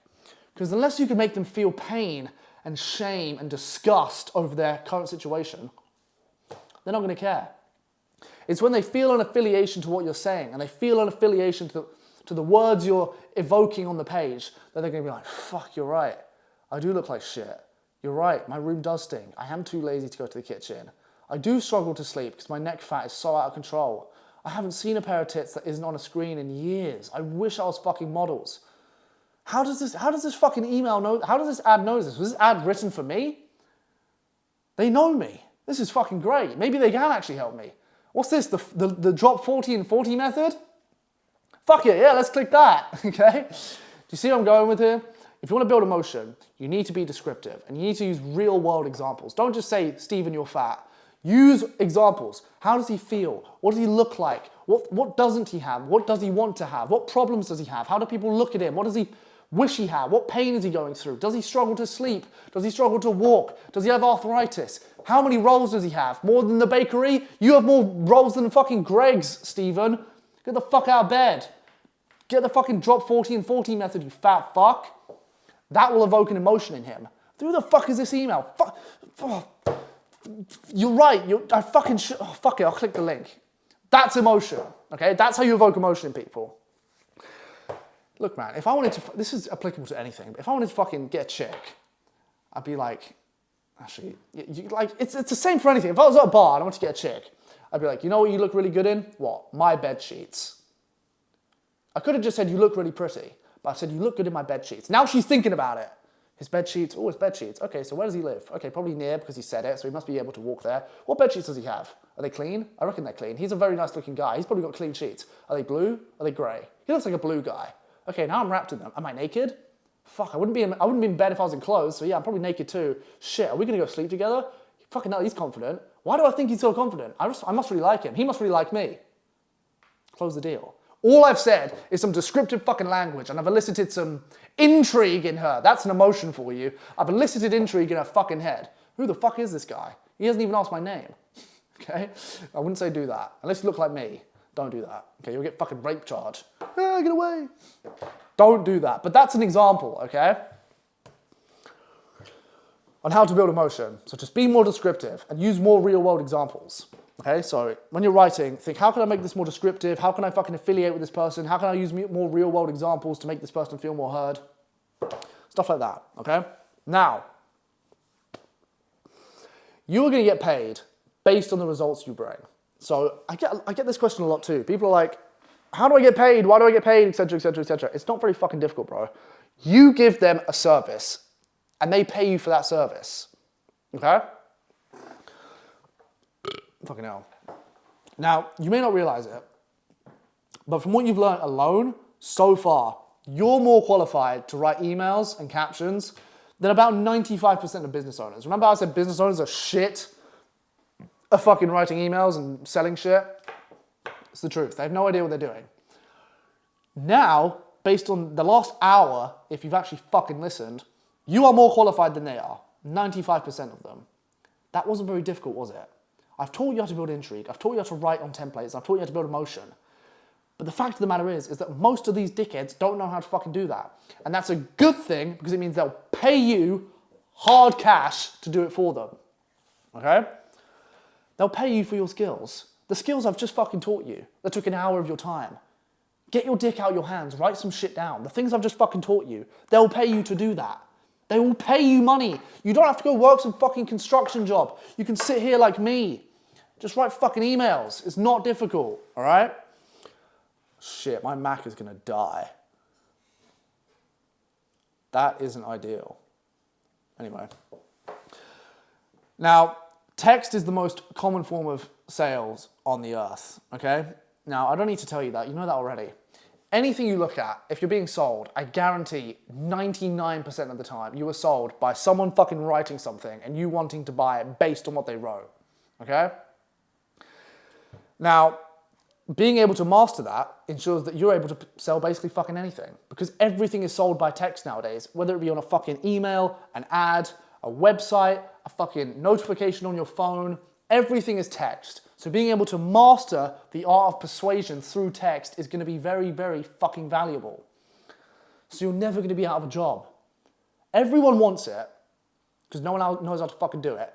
And it's going to be the most valuable fucking way to sell going into the future. And it's everywhere. So it's extremely high demand, okay? Now, people pay you for two main reasons. Before I tell you, let me get a Red Bull. Because I am fucking thirsty.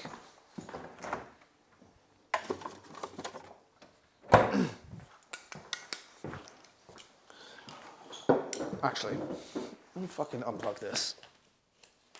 Hopefully the fucking camera doesn't die. Okay. People are going to pay you for two reasons. One, I'm not sleeping tonight. They want your skills, the skills I've just fucking taught you, so that you can bring better results to whatever they're selling. Because you're better than them now. If you both try and sell something, you'll be better than them because of all the things I've just taught you. So that's the first reason I want you, basically just for your skills. But the second thing is because they want to save time. I cannot tell you the number of times I have written on behalf of a client and I haven't even gotten them that good results. But they keep paying me because I save them time. What you'll realize as you work with more and more successful people is that as you work for them, you'll understand that their time is their most valuable asset. I work for some very fucking rich people and they're more than happy to give me $2,000 a month than spend 2 hours a week writing emails. So a lot of the time, it's just to maintain shit. I'll write emails just to keep their email list fucking up to date. Do they get any money from it? Not really. But I keep sending emails so it doesn't die. Like, just write these, keep on top of this, just fucking do this yourself so that I don't have to worry about it. Okay? Simple as that. And they'll do that. They'll just fucking pay you to save them time. Which is great, because then you have no pressure of having to get them results. They're the best clients, which is why I also say work for fucking rich clients, because they don't give a fuck about money. You can work for a rich client, get him literally dick-ass results, and he'll still pay you.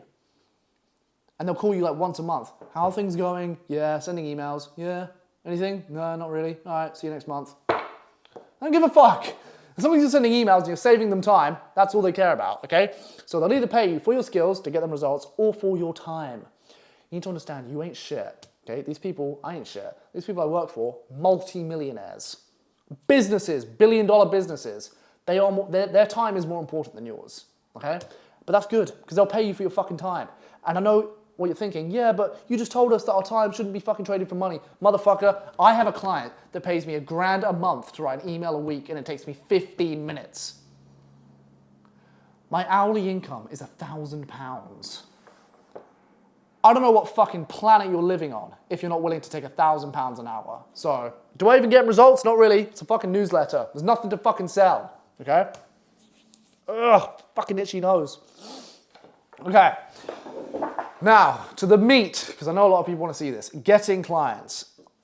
My Mac is gonna die, which is kind of unfortunate, but fuck, man. I wanted to do this all in one take. Anyway, we'll go as quickly as we can. Getting clients.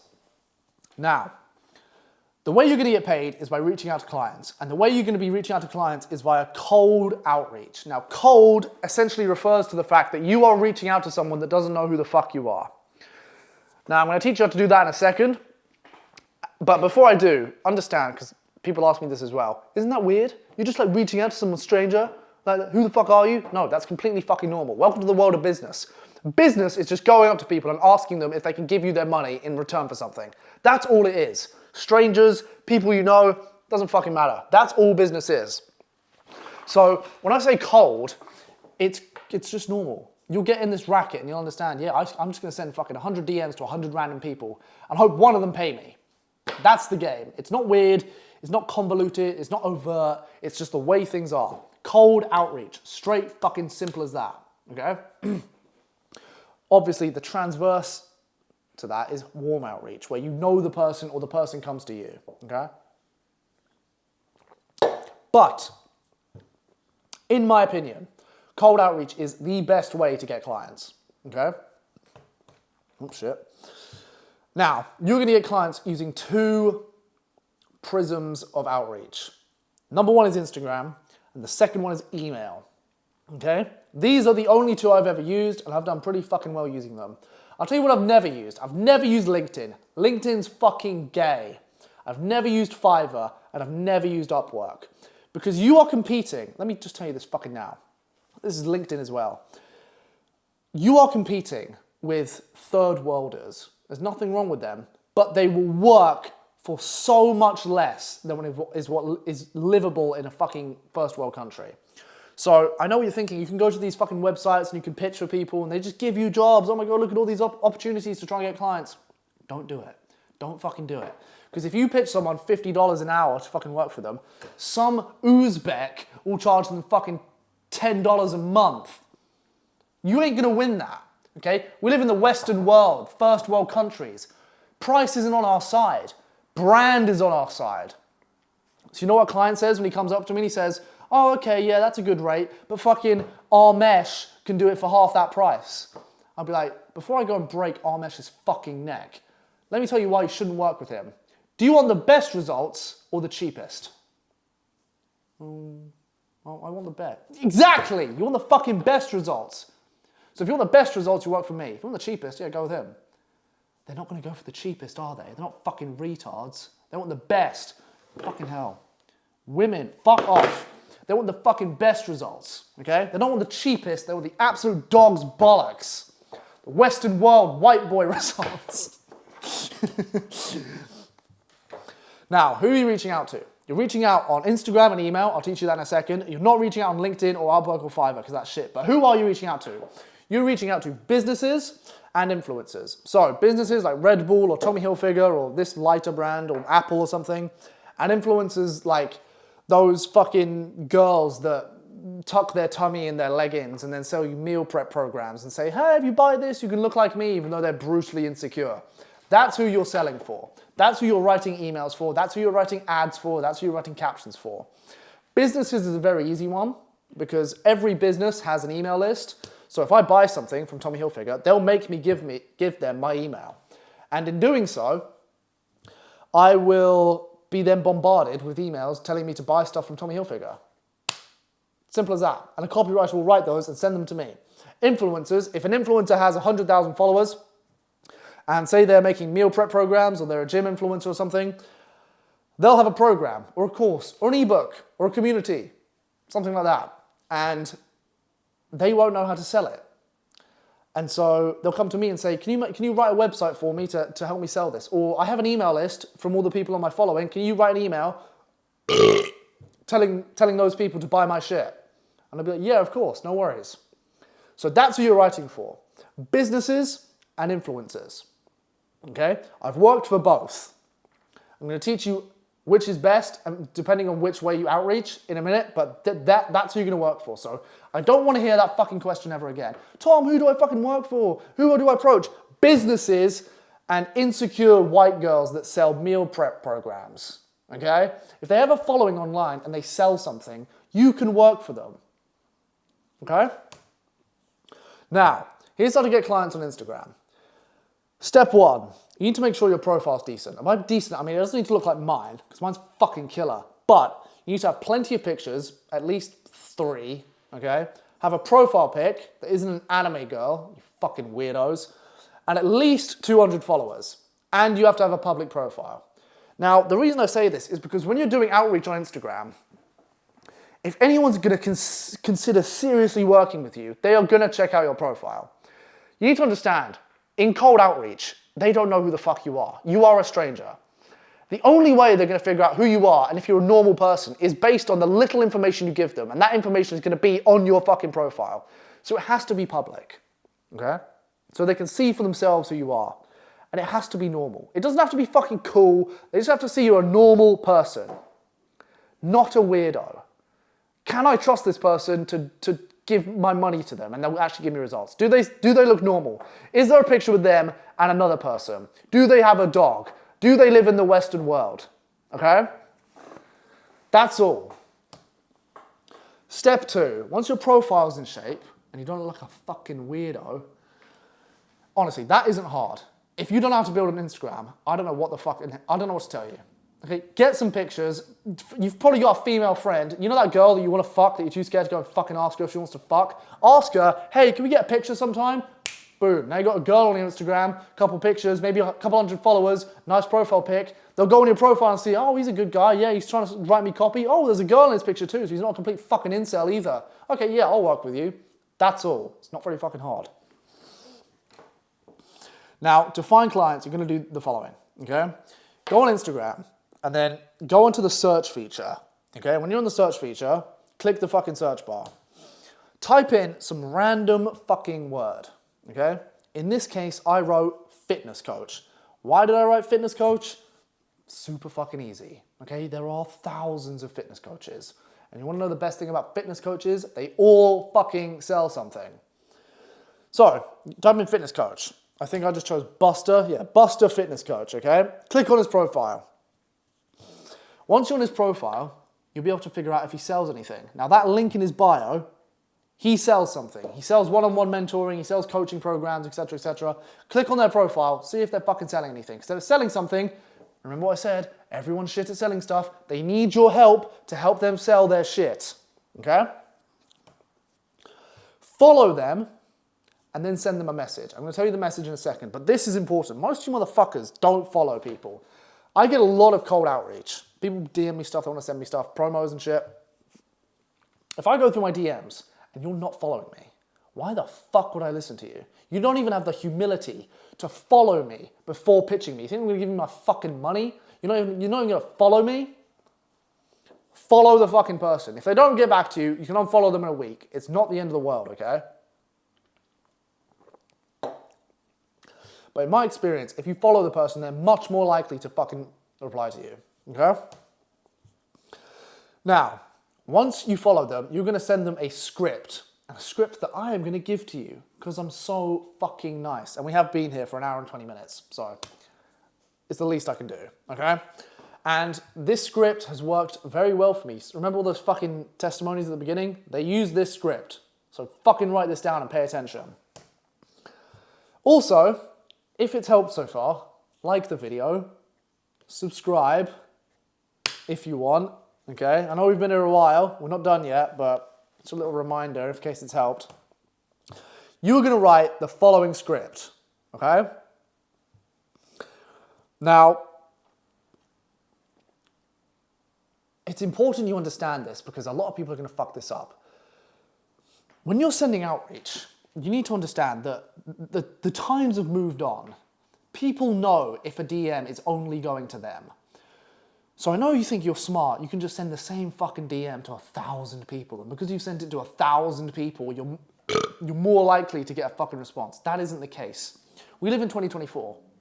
If you're gonna get a response from someone, you are gonna need to make it personal. They're gonna need to know it's only for them. And if they don't, they're not gonna fucking respond to you because they're gonna think you're a dickhead. How many other people has he... It's like messaging girls, bro. If you don't fucking say something which initially gets their interest and they can tell it's different from all the other messages you send to girls, they're gonna respond to you. If I say, hi, Daisy, to fucking 100 girls and only 2 of them are named Daisy, they're not gonna get... Actually, they probably would get back to me. They'll probably be like, why'd you call me Daisy? But anyway, the point is you need to make it hyper-personal for that person, okay? So, here's the DM. Yo, Buster, love the content, man. Just breeze over your page and there's some gaps in your marketing I've spotted. Mind if I shoot something over that may help? Okay? Obviously, by the way, did I even mention this? I make a living by writing. I make a good living writing. I have dyslexia. I can't fucking spell. And I'm able to pull this off. So if you're not dyslexic, you're fucking ahead of me. Anyway, this is the fucking outreach script. I love the content. Compliment. I've just breezed over your page and there's some gaps in your marketing I've spotted. Mind if I shoot something over that may help? Now, what does this do? It strokes their ego. I love your content, man. You're doing a good job. Cheers, I appreciate it. Just breezed over your page and there's some gaps in your marketing I've spotted. So you're implementing the fact that there's something wrong with what they're doing that could make them more money. Now, this is important. A lot of people fuck this up. When you're telling someone they could improve, that doesn't mean insult them. That doesn't mean fucking shit on their parade. You could say, Buster, your fucking marketing is wank. You need to fix it. Or you could say, there's some gaps. It's good. There's just a couple of gaps that you might be interested in that I could help fill. Mind if I shoot something over? I haven't told you it's shit. I've just told you how it could be better. There's a difference. And most people fuck that up. They think that if they just, this is crap, bullshit, why the fuck is this here? That's gonna somehow make them like you. Somehow make them want to give you their money. No, that isn't how it works. You need to tell them what could be better. Okay, don't tell them why something's shit. Tell them how it could be better, all right? You better write that down. That's a fucking good script. Anyway, here are some tips to also elicit more of a response from them, okay? Like a couple of their pictures. Like all their stories.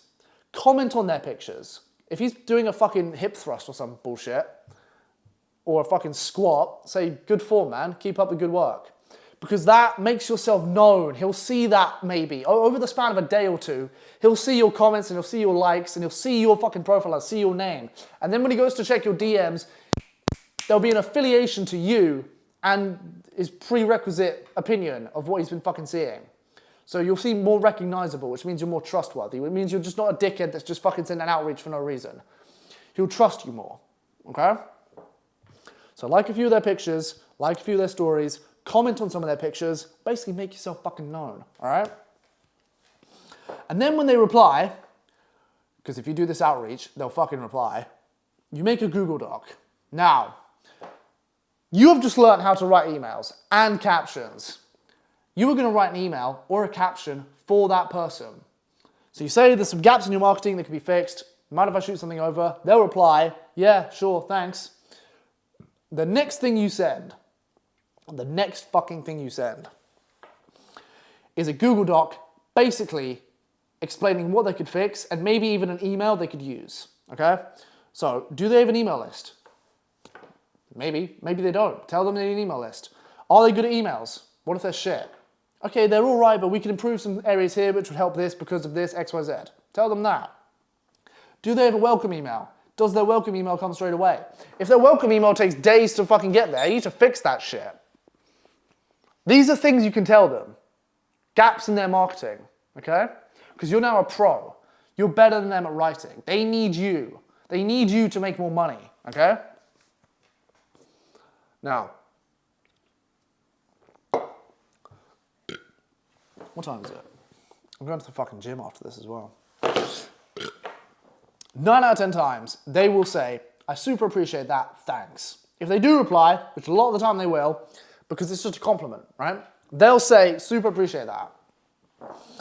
So, this is a client I signed about a month ago. He said, Tom, thanks for this. May I come back to you in a few days? What's your email? All right, super fucking easy.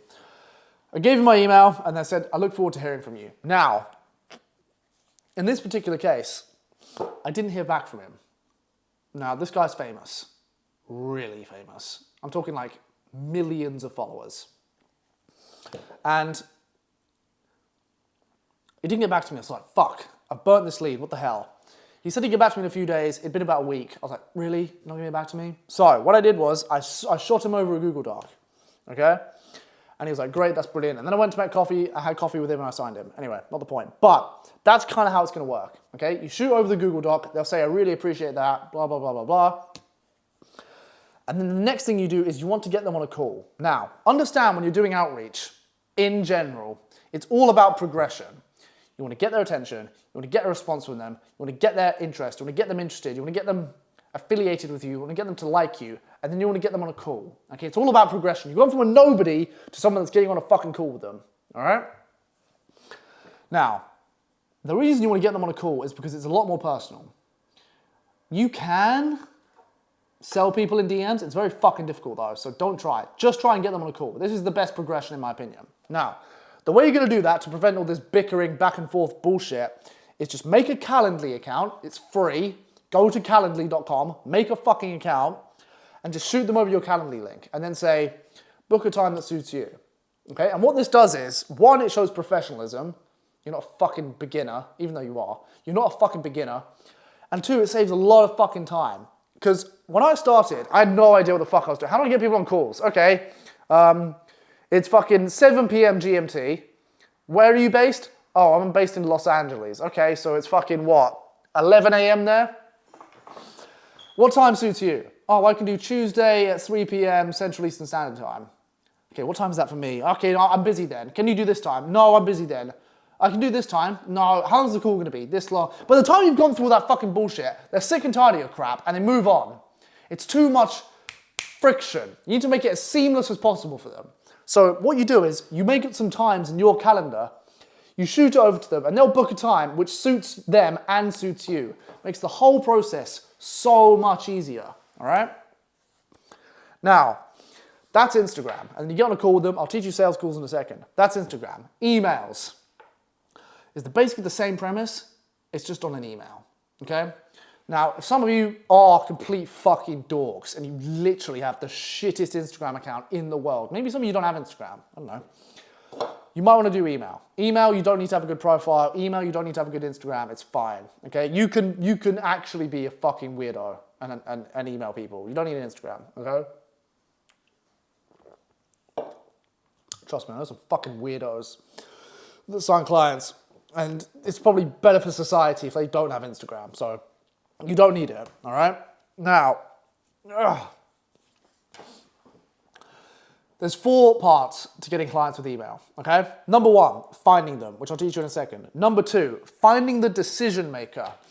Now, unlike with an influencer, you can just DM. That's obviously the decision maker. It's their fucking account, okay? It's obvious it's them.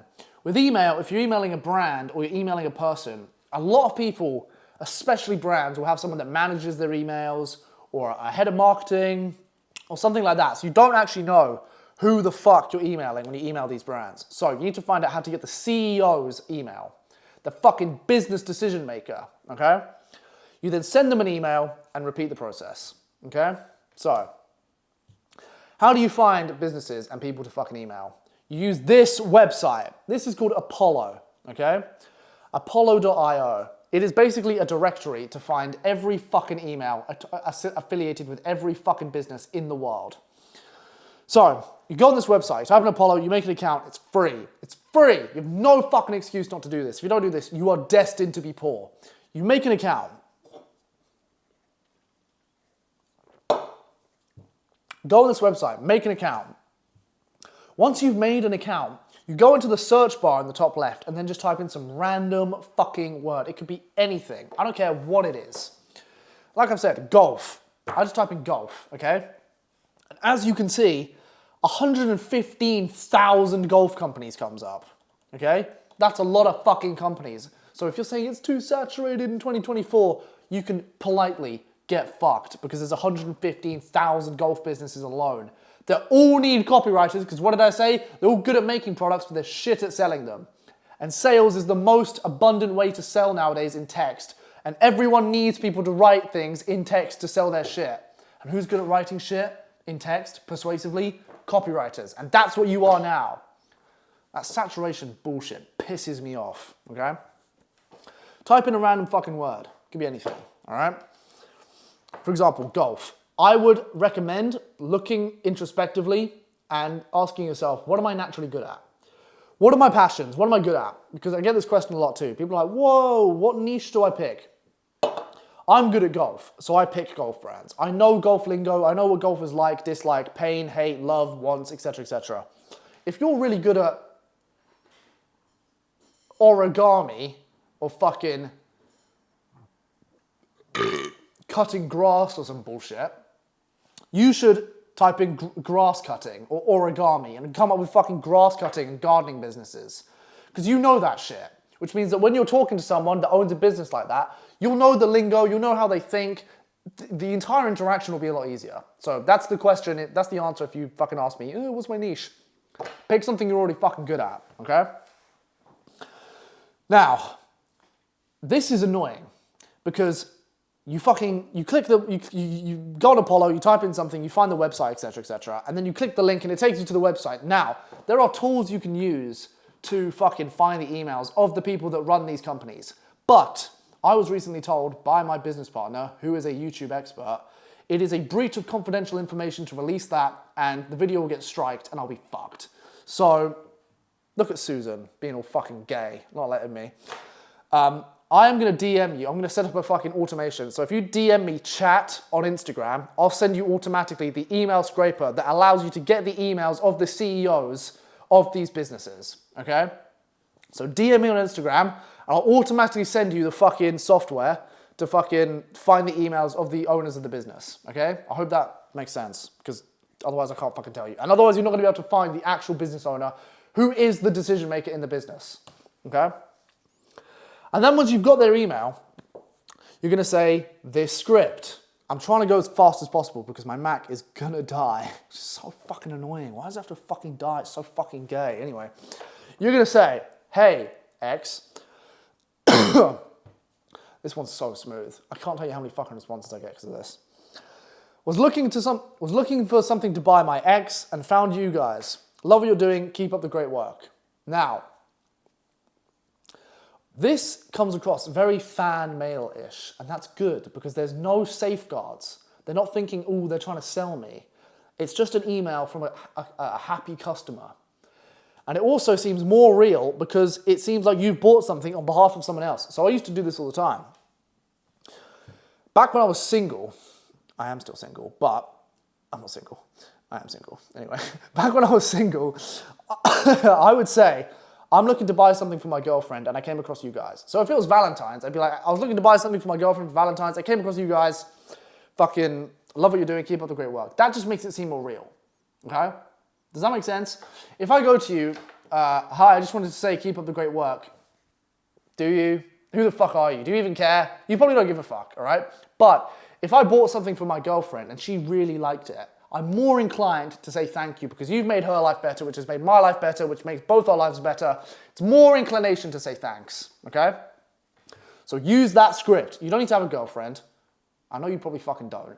It's fine. You can just say that, okay? I've only had it one time where they've said, what's your order number so we can check out, or what's her name, or Bro, I signed a client. This is a fucking true story. I signed my biggest client. Company based out of Osaka, Japan. And I got on the sales call with the guy. And the only reason I was able to get on the sales call was because he said, oh, in your email you said your dad was born in Osaka. When did he last go there? I was like, oh, well, we went there a couple of years ago. Yeah, he was born there and then he moved over to the UK. My dad has never fucking been to Japan. You can just lie. No one's gonna fucking know, okay? And so, yeah, to a degree, bend the fucking rules. If I can say my white pasty dad was born in Osaka so that the fucking Osaka brand has more of an affiliation to me. You can say you have a fucking girlfriend, all right? Now, some tips. There's tips for Instagram, there's tips for email. Buy a domain. A domain basically means that you have an email address that doesn't say at Gmail or at Outlook or at Hotmail, because you're going to be taken more seriously, okay? You need to understand, people get emails about this stuff all fucking day. If you're a business owner, you get a dozen emails a day being pitched shit, and it's all from fucking dweebs and dorks like you, fucking sending it on your Gmail account as an amateur. They're more likely to listen and more likely to look out for an email that has, I don't know, tomstoic@stoiccopy.com. That's more professional. That shows I know my shit, right? Secondly, by the way, if you want to buy a domain, Google it. I'm not fucking here to help you do that. Don't spam. Quality over quantity. Again, same as fucking DMs on Instagram. You want to make sure that the people you're outreaching to know you're only outreaching to them. That means say their name. Say the product you bought for your imaginary girlfriend. Say how it helped them so that it actually works for them. If I was reaching out to Red Bull, I'd say, hi Red Bull, recently just bought your June Brew drink. It's really fucking delicious. Have a good day. That wouldn't make sense if I sent it to Monster. That would only make sense if I sent it to fucking Red Bull, okay? And then be patient. Some of you motherfuckers think this is gonna work overnight. It took me 38 days to sign my first client when I was sending about 100 outreach a day. Albeit my outreach was shit, but it's gonna be a long game, okay? The reason you don't succeed is because you're not fucking patient. Be patient. Now, the number one reason you're not gonna succeed in getting clients is because you don't do enough outreach. I had this the other day. I had a client call, one of my one-on-one students, and he was like, oh, okay, yeah, so how's it been going? What have you been doing? And he was like, oh, yes, I've been sending, by the way, I don't know why my nose is so fucking itchy. If someone can tell me why, please do. Why the fuck is my nose so fucking itchy? He was telling me, oh, yeah, so I've been doing outreach. I was like, cool, how much you done? He was like, oh, so between now and last week, I've done about 25. 25. To put that in perspective, that's like pouring yourself a bowl of Cheerios and only eating about 3. 25, are you fucking kidding me? In this bracket, when you want to get good clients and you want to get clients on demand, you need to be sending at least 40 a day. That's how many I did. I did between 40 and 100 a day. And that's why I barely spoke to my fucking friends and I had no fucking family affiliations for like 4 months, because all I did was send outreach. Sat over my fucking desk like Gargamel, fucking crank-locked elbows, sending DMs all day. You need to fucking send at least 40 a day. And the reason you don't succeed, the reason most people fuck up, and the reason most people don't get momentum, and the reason you're still a fucking failure, and the reason you're not going to get anywhere, and the reason that other people like me and people like someone watching this that's actually going to fucking do it and do the amount of outreach I've said is different to you is because they do the outreach and they're going to succeed. It's the monotonous play of doing the same thing again and again and again and not losing motivation. That's what makes you successful in this bracket. Now, if you're not willing to do that, clean my car. Doesn't fucking change my life. But if you're fucking sick and tired of that, then you're going to have to do outreach. Lots of it. The only reason you won't succeed is because you don't do enough. There were times, man, I'm fucking not kidding. There were times I genuinely thought, nah, fuck it, I'm sick and done. I'm tired of this. I've sent fucking 200 outreach today. I haven't got a single response. It's been 2 weeks. I need money. What am I going to do? I'm going to fucking just steal from my friends. When they're not around, I'm just going to go in their wallets and fucking steal. I needed fucking money. I didn't care. I was pissed off. And because I'm an honorable person, I obviously didn't fucking steal money. But there are times you're going to want to fucking quit. I get that. You've sent so many outreach. You expect to get a response. You don't get a response. Fuck. Why? Bullshit. Why isn't this working? That's going to happen to you. And the people that just push through that and say, this is the process, this is how it works, this is how it's going to go down. If I keep doing this, I know for a fact it will pull off. I know for a fact everyone else doing this is going through the exact same thing. And that's a good thing, because it means if it's hard for me, it's hard for them, which means there's going to be less room at the fucking top, which means that there's going to be more fruits for just a small amount of us. So if I can push through this, that means that I'll be good and they'll be shit. So understand, when you're doing this, yeah, it's going to fucking suck. Well, hey, it's pretty good now, believe me. When it sucked back then, I wanted to quit. Now I'm so fucking glad I didn't. So the reason you won't succeed, the reason you're not going to get the clients, the reason you're not going to get the money, the reason you're not going to fucking move anywhere in life, and the reason you're going to be in the same fucking place this time next year, even after watching this video, is because you didn't send enough outreach. If you give me I get DMs like this all the day. Tom, I've sent some outreach and I haven't got any responses. This isn't working. How many fucking outreach did you send? 15? No fucking wonder. Send more outreach. Pathetic, okay? Now, once you sent loads of outreach, because you're not a dickhead, you're not gay, because if you don't send outreach, you're fucking gay, you are eventually going to start sending, it's same exact same on email. You're going to send a fucking thing, get a response, send a Google Doc, they'll be like, oh my God, this is great, and then you're going to send them a fucking Zoom link, or a Calendly link, and you get them on a Zoom call, okay?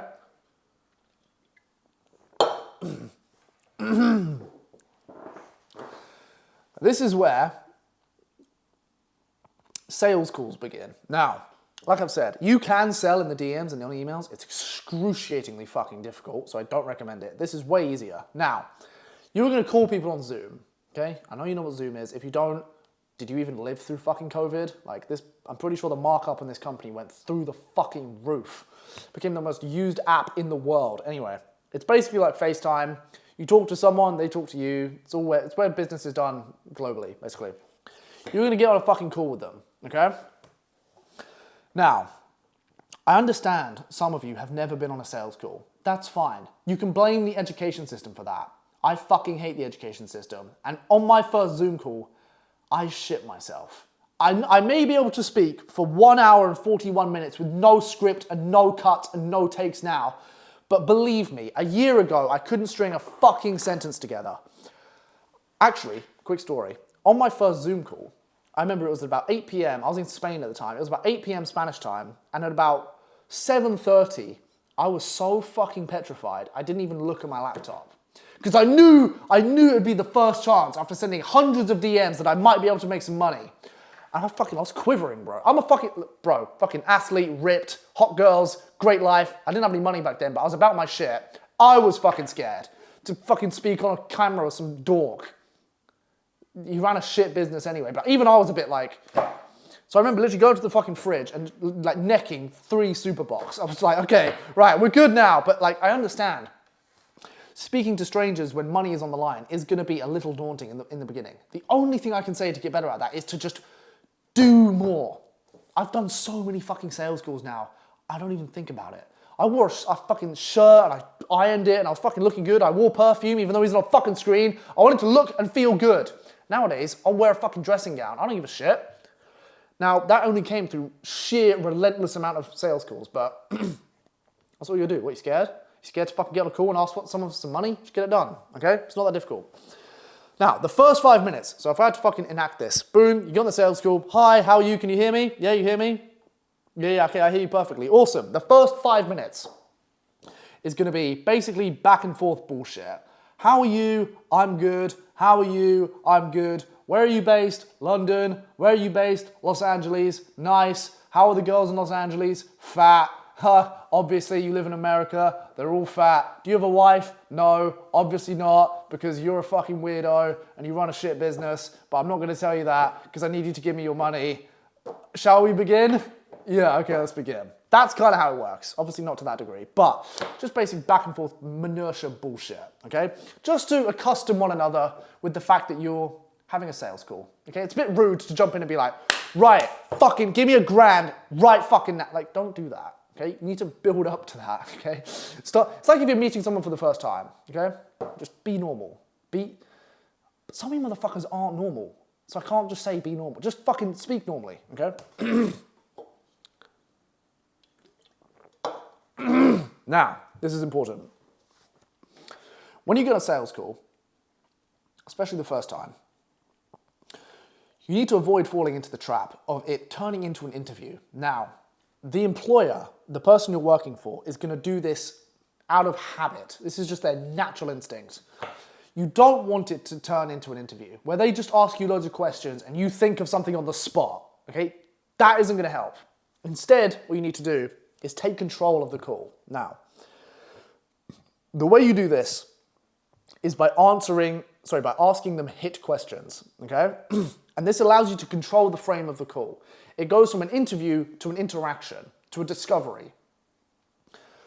Now, the way you do that is by asking these questions, okay? I'm gonna teach you how to fucking go into it in a second, but these are the questions you're gonna ask, okay? So you get on a call, you do 5 minutes of bullshit chit chat, they start asking you questions, you do what I'm about to say in a second, and then you ask them these questions, okay? You ask them this: how long have you been doing this? How long have you been in the business? How long have you been saying meal prep programs? How long have you been insecure of your fucking belly? That's why you put it in your fucking leggings. I see you, bitch. How long have you been insecure? How long have you been saying meal prep programs? How long have you been doing business? How long have you been selling this? I've been doing it for this long and blah, blah, blah, blah, blah, blah, blah, blah, blah, blah. Bullshit, okay? Awesome, that's awesome.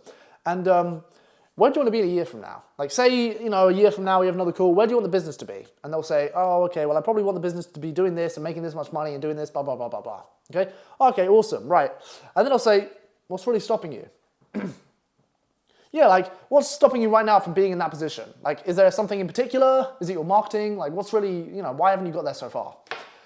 And they'll say, oh, because of this, or my emails are shit, or I don't know how to market, or my deliverability is wank, or my back end is awful, blah, blah, blah, blah, blah. You say, okay, yeah, understandable, that happens. And then you say, what happens if you don't fix it? Like, what happens if you just never fix it? And what you're doing here is you are taking them through an emotional roller coaster of what ifs. So imagine this, you're a business owner and I ask you, what if you have a problem, okay, marketing, what if that never gets fixed?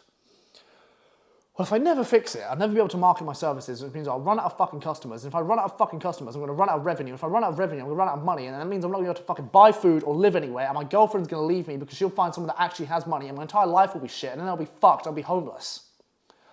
So what you're doing there is you're taking them into the absolute extreme negative of what will happen if they don't fix this issue. If you don't fix your marketing, your girlfriend will fuck me and you'll have no money. Okay? Not great, right? And then, actually before I get to that, and then on the transverse side, that's when you lead in your solution, okay? So you'll say, what happens if you don't fix this, blah, blah, blah, blah, blah, and they're like, oh, this will happen, this will be shit. Yeah, you're right, that would be shit. Okay, so what I'm thinking of doing, what I think I might be able to help you with is this, and then you'll be able to do this, and then because you'll be able to do that, this will happen, because of that, and then you'll make more money, and then more products will come in, and more people will see you, and then you'll get more marketing, and then you'll have more ad spend budget, and then we'll grow and grow and grow. So all you're doing there is emotionally manipulating them. You're taking them to the absolute depths of depravity and negativity, and then you're dragging them up to the top, and you're just taking them on this emotional fucking roller coaster, okay? Because like I said, what did I say? People buy on emotion and justify with logic. You want to get them in an emotional state so they're prepared to spend money. I know this shit that's why I'm so fucking good at this. I could sell fucking ice to the Eskimo. I could sell them their own fucking ice, okay? That's how you need to do it. You need to build up their emotions so they become in an emotional state of flux so they're more prone to buying shit, aka giving you money for your services. Okay, don't try and... Logic is important sometimes, but you need to have a degree of emotion. I'm telling you, man, sales calls with chicks is so easy.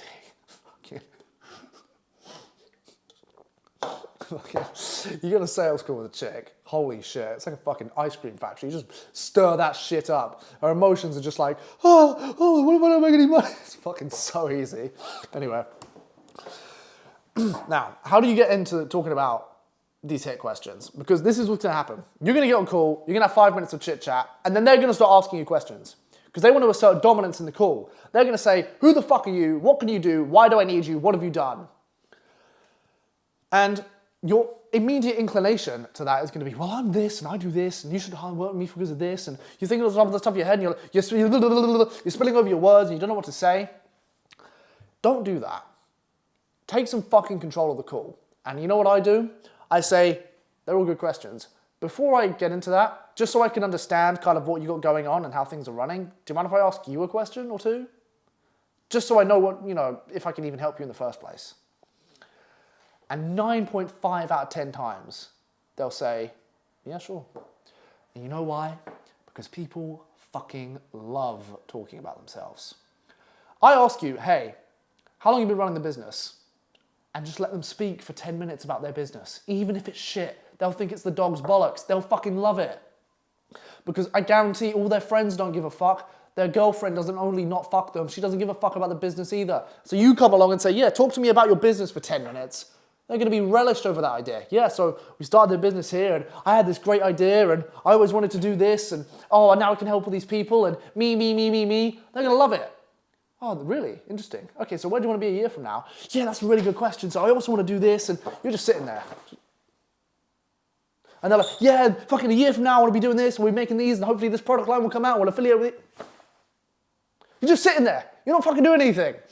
But what that's doing is, it's making them like you because subconsciously, when they speak about themselves, they feel really good. And they speak about themselves when they talk to you, and they like that. Okay? Now, eventually, price is going to come up. You're going to get paid. I'm getting there, don't worry. Price is going to come up. And there is a way to do this. Never, ever, ever be the one to bring up price. Write that down. Never be the one to bring up price. You need to wait for them to bring up price. Now, after about 20, maybe 30 minutes of chit-chat, you've spoken about everything, spoken about how you can help them, spoken about their issues, etc. There are going to be some pauses, and they're quite awkward, but you need to let them flow through the natural state of the call. Because in those pauses, they're expecting you to drop a price or talk about money, and you need to not do that. And the reason for that is because in order to make them more likely to give you their money, it needs to be their idea. And the way it's their idea is by them bringing it up in the conversation. So, you talk about it, you speak for 20 minutes, speak for 30 minutes, and maybe there's a pause. Brilliant, okay, so do you want to do this? You want to get ahead? Yeah, let's go. Shut the fuck up. Just wait. Shut the fuck up. And then you wait. To quote the Wolf of Wall Street, whoever speaks first loses. And you just wait. And then eventually, because believe me, they're not fucking idiots. If they're getting on the call, they know to a degree they're going to have to spend money. They're not idiots. Everyone knows if they get on a call, they're going to have to spend money. At some point, they will just bring up, okay, so how much is this going to cost me? Boom. They have told themselves it is going to require investment. They have opened the gates to being given numbers which they will have to fucking give to you. It's their prerogative. It's their idea. You didn't mention money. They did. They are the forefront of the financial agreement going forward. How much is this going to cost? Basically saying, I'm giving you money. How much? You haven't said anything. It's their idea, which means they're more likely to follow up on it. What, they're going to say something they don't fucking believe in? They're going to follow through on something that is their own idea? Yeah, they're more likely to. So you wait. You wait for them to bring up price, and they always fucking will. Believe me, I've had some long fucking pauses, mate. Some long fucking pauses, and they always bring up price. Every time, okay? They're not fucking idiots. And when they bring up price, you do this, okay? So, to role play, pause. They say, okay, so how much is this going to cost me? And you say, okay, so based on everything we've said and based on everything we've got going, I'll be willing to do every piece of copy that you need, whether that be captions, ads, emails, the whole shebang, everything that you need for a monthly retainer. And that will just be $1,000 a month. And then you just shut the fuck up. You say $1,000 a month with chest, and then you wait. And you know what they'll say? They'll either go, yeah, okay, cool, let's go. Or they'll say, that's too much. And if they say it's too much, you know what you do? You say, okay, no, that's absolutely fine. How much would you be prepared to invest? And then they go, well, I have kind of told myself I'm willing to invest some money because I did bring up the fact that I was going to spend money. And $1,000's too much, but I could probably invest $700 a month. And then you sit back and you go, okay, perfect. For $700 a month, instead of doing all your emails, ads, and captions, I could do all your emails and all your captions. Sound good? Now, what you've done there, you haven't bitched out, because people do this. They'll say a price. The person will say, no, make it cheaper. And for no fucking reason, they'll drop their price. Why are you doing that? Imagine you go into a car dealership, you say, I want a Ferrari. How much is it? £1 million. I want a fucking Enzo. One of fucking 30. I want an Enzo. How much? $1 million. Yeah, I've only got 500 grand. No worries, mate. Deal. The fuck? It doesn't make any sense. If that happened, you'd expect to drive it down the road and fucking break down halfway. So don't just lower your price for no reason. Instead, lower the deliverables with the price. Don't be a bitch.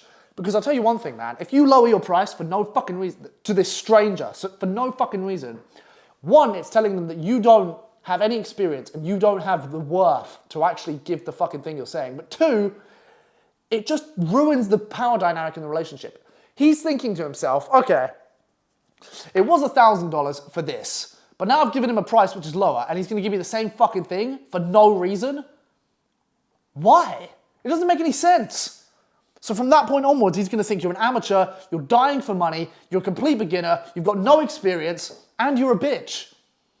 At least if you drop the deliverables, that makes sense. Okay, you're going to pay me less, I'm going to do less. I'm not just going to fucking lower my price for no reason. If you want less money, you want to give me less money, I'm going to give you less shit. That's business 101. So for you to come along and say, yeah, okay, it'll be cheaper. Fuck it, let's just do it anyway. All right, yeah, what are you going to do? And the next you'll say $350 instead. Okay, when's it going to fucking break? When are you going to say, no, that's too little. Because he'll push the fucking mark, believe me. You to say, okay, for $700, I'll do this. When the deliverables go down, the price goes down. When the price goes down, the deliverables go down. If the price went up, the deliverables would go up. That's business. Don't just bitch out for no reason because you're so desperate to get money. When I had my first ever sales call, believe me, I was shitting myself. But even I knew to not just drop my fucking price for no reason. I knew that was bullshit. You can't do that. You can't just sit on a fucking sales call with someone that's meant to have their trust in you and for no reason drop your price. This is a fucking... When I got paid £207, which by the way, you should never get fucking paid, absolute slave labor. I was so desperate for money. I had nothing. I was so fucking broke. I was like, yeah, $250? And you could see the fucking smile in his eyes. He was like, yeah, let's do $250. And I got hard under the table. I was like, okay, yeah, let's go. But if he'd said $100, I wouldn't have said no, it's gotta be $250. Or I'm only gonna do this much work for you. Don't bitch out. Now I could have got $1,000 out of him, but it was my first ever fucking client, so I was just like dick happy. I was like, yeah, let's go, brilliant. Don't fucking do that, okay? Now, payment. You're either going to use Stripe, which is just like an invoice thing. Google it. It's not very fucking difficult. You make an account, you shoot them over a Stripe invoice. Boom, easy as that. Bank transfer, super easy. If they're in your native country, that's the easiest. PayPal, I don't like PayPal just because they can revert it. Bitcoin, I've taken payment in Bitcoin. Blowjobs, anything. Listen to me. I don't give a fuck if you live down the road and you're hot and you don't have any money. But if you'll suck my dick and you're hot and you're good at it, works by me. You want to write me emails? You can suck my dick once a week? All right, fine, I don't give a fuck. If you're hot and you're willing to suck my dick for me to write you emails and you have no money and that's the only thing you have to bargain with and you're only 10 minutes down the fucking road and you're banging, I'll take that fucking deal. The point is that you should be able to take payment in any form. Never say no. This is actually a business lesson I learned. Never say no to money. Never ever say no. Do you know how many times I fucking see someone, they get on a fucking sales call and they're like, okay, I can only pay you in Bitcoin. And they say, oh, I don't have Bitcoin. Okay, no worries, bye. You could have had £1,000 fucking pounds if you had a Bitcoin wallet and you didn't have it. Why? You could have taken his money. You could have taken his resources. You could have turned those resources into money and then bought something with it. But you didn't. Why? If you'll pay me, I'll fucking take it. I don't give a fuck what it is. Ruples, fucking ringgit, rupees, fucking pounds, blowjobs, I don't give a fuck. If you'll give me something that I want in return for the thing I'm giving you, I don't give a fuck how I take it. I'm telling you, man, my girlfriend was like, yeah, you can't do that, you're a fucking lost. Bitch, I'm fucking buying you Chanel bags because she's sucking my dick. Shut up, okay? That's how you gotta be. That's how you gotta fucking be, okay? Never refuse payment. I mean, don't be gay. If he's gay, he's gonna say suck your dick. Obviously, just hang up the fucking call. But like, I'm telling you, man, that's how you gotta be. You just take money no matter what. Hustle. Fuck it. I'll take it. What you got? limited edition Lego.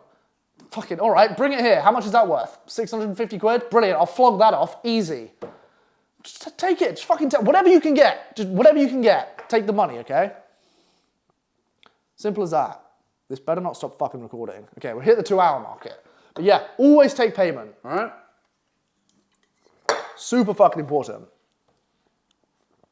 Now, when you're on a sales call, do your due diligence. Now, that means do background checks and know your fucking stats about the person or the business. I wrote for a charity about 3 or 4 months ago. And charities usually don't have much money, but for some reason this one did. Probably a massive fucking scam. Anyway, on the call, they were asking me things that you wouldn't fucking know unless you did a lot of fucking research on them. And the only reason I knew these things was because I did my due diligence. So they were asking me shit like, oh, okay, so you know where we're based, right? Yeah, you're based in Nairobi. Okay, yeah. And you know what we sell? Yeah, you sell fucking medical masks to people. And you were founded in fucking 2011. Like, I know my shit. I did my background check on you. And that to the client is extremely important because it shows that you care. If you get on a sales call and they start asking you shit about their business and you don't know what it is, they're not gonna fucking pay you because they can see you don't fucking care, okay? So don't go in blind. Do your due diligence. If you have a call booked for the next day or two, find out who they are, where they started, what they do, what they like, what they dislike. Have they collabed with anyone? Where have they been recently? If they were just in Vegas and now they're in England, ask them, how was Vegas? That tells them you know that you've been fucking looking at them. You give a shit, okay? Super important. Don't fucking go in blind because they'll ask you something and you won't know what it is and they'll be like, oh, fuck. Actually, this happened fucking, I think this was like 3 weeks ago. I had a client on a sales call. And she asked me, so we do our emails on a particular software, and the software is called Beehive. Not important, but she said, yes, we've got Beehive Boost. You know what that is? I was like, yeah. He's like, okay, what's your experience with that? If I didn't know what Beehive Boosts was, which is basically a program where you can pay Beehive to get fucking sponsors on your emails and you can make money out of it, I guarantee I wouldn't have fucking sold her. But because I knew, at the bottom of their emails, which I signed up for, it says at the bottom, powered by Beehive, I knew that they were on Beehive. So when she asked me, okay, yeah, what do you know about Beehive? Boom, I just jump into the Beehive section of my mind and talk about Beehive for fucking 5 minutes. Because now I know. And that impressed her. She's like, oh fuck, okay, yeah, you actually do know your shit. Yeah, bitch. Damn fucking right I do. Anyway, sold her, easy. She was fucking smiling when she put her digits in. Hi, did you get the money? Yeah, I got it. Fuck off. Let me write your Beehive emails, okay? So, do your due diligence, super important. Now, you're still not done. When you get paid, you're not done. I know you think you got paid. Okay, you have maybe 1 minute to celebrate. So you get paid, you hang up the call. I visually fucking, this is how it went. I signed my first client on the 5th of February, 2023. I closed the Zoom call, I swear to God, I closed the Zoom call. I was in my desk. My roommate was sitting in a bed right there. He was about to go to sleep. And I get up. I don't know if you can see this. I just start fucking air humping the shit out of the universe. I was so fucking happy. I saw the invoice come in. I just got up, I just started viciously air humping. So you have about a minute to do that, okay? But after that, you need to do something called post-purchase etiquette. Now, firstly, oh God, my fucking nose. You should get paid on call. Absolutely. You are entitled to do that. Do not work before you get paid. I've been down that fucking road. It's bleak. You do a month of work and then you never fucking hear from them again. I'm making my personal vendetta to find out where they live and egg their entire fucking establishment. Do not work until you get paid. You will get paid on call or at least before you fucking start working, okay? You're entitled to do that. But then you need to handle post-buyer's remorse. Now, that basically means you need to say what the fuck is gonna happen as soon as they fucking pay you. You don't even realize this, but this happens to you all the time. If you buy something, say you buy a watch, I haven't got a watch on right now, but say you buy a watch. You go into a store, you go into fucking, I don't know, Watches of Switzerland on Oxford Street. You go in, someone comes up to you, they give you coffee. You look at the watches, they give you a couple. They're like, oh, would you like any lemon juice or something? I'm like, fuck no, I don't want any fucking lemon juice. Let me look at the watches. You look at the watches, you want this one. They take you upstairs, they bring out the card machine. It's in front of you. It's right fucking there. You're about to get it. They load up the card machine. It's fucking grand or whatever. Okay, it's a lot of money. They give you the card machine. The watch is right fucking there. You could literally hold it in your hand as you pay. When you pay and it goes through, that split second, even though the watch is right fucking there, that split second of the money leaving your account, you're a bit like, that was a lot. Even though the watch is right fucking there and you're about to have it and take it home and wear it, that split second of post-buyer's remorse is extremely powerful. Now, you think it's bad when there's a watch in front of you. Wait till you're paying a fucking stranger on the other side of the planet for something that you've never fucking seen them do and someone you're never gonna meet. So, to prevent them from backtracking or to prevent them from backing out, you need to do post-buyer's remorse. And that means once they've paid you or once they've agreed to pay you, instead of being a dickhead and just saying, brilliant, I've got the payment, sweet, bye, and shutting the lid,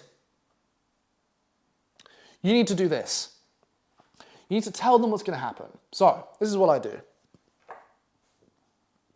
I have hiccups, apologies. Once they've paid you, you say, okay, brilliant, payment's come through. Right, here's what I'm going to do. So, over the next day or two, I'm going to start writing emails and then I'm going to shoot them over to you. These are just going to be revisions so you can see my tone and see if it matches yours so that when we're writing for the brand, you know what it's about. In the meantime, while you're revising those, I'm going to go over all the competitors in your niche and see their emails. I'm going to download them all. I'm going to go through their last emails in the week. I'm going to see the good bits, see what's working, see what isn't working, see if I know any guys that work for their company, see if I can get the conversions for them. And I'm going to write that all down in a document and send it over to you. In the meantime, while that's happening, I'm going to write the first email for this week.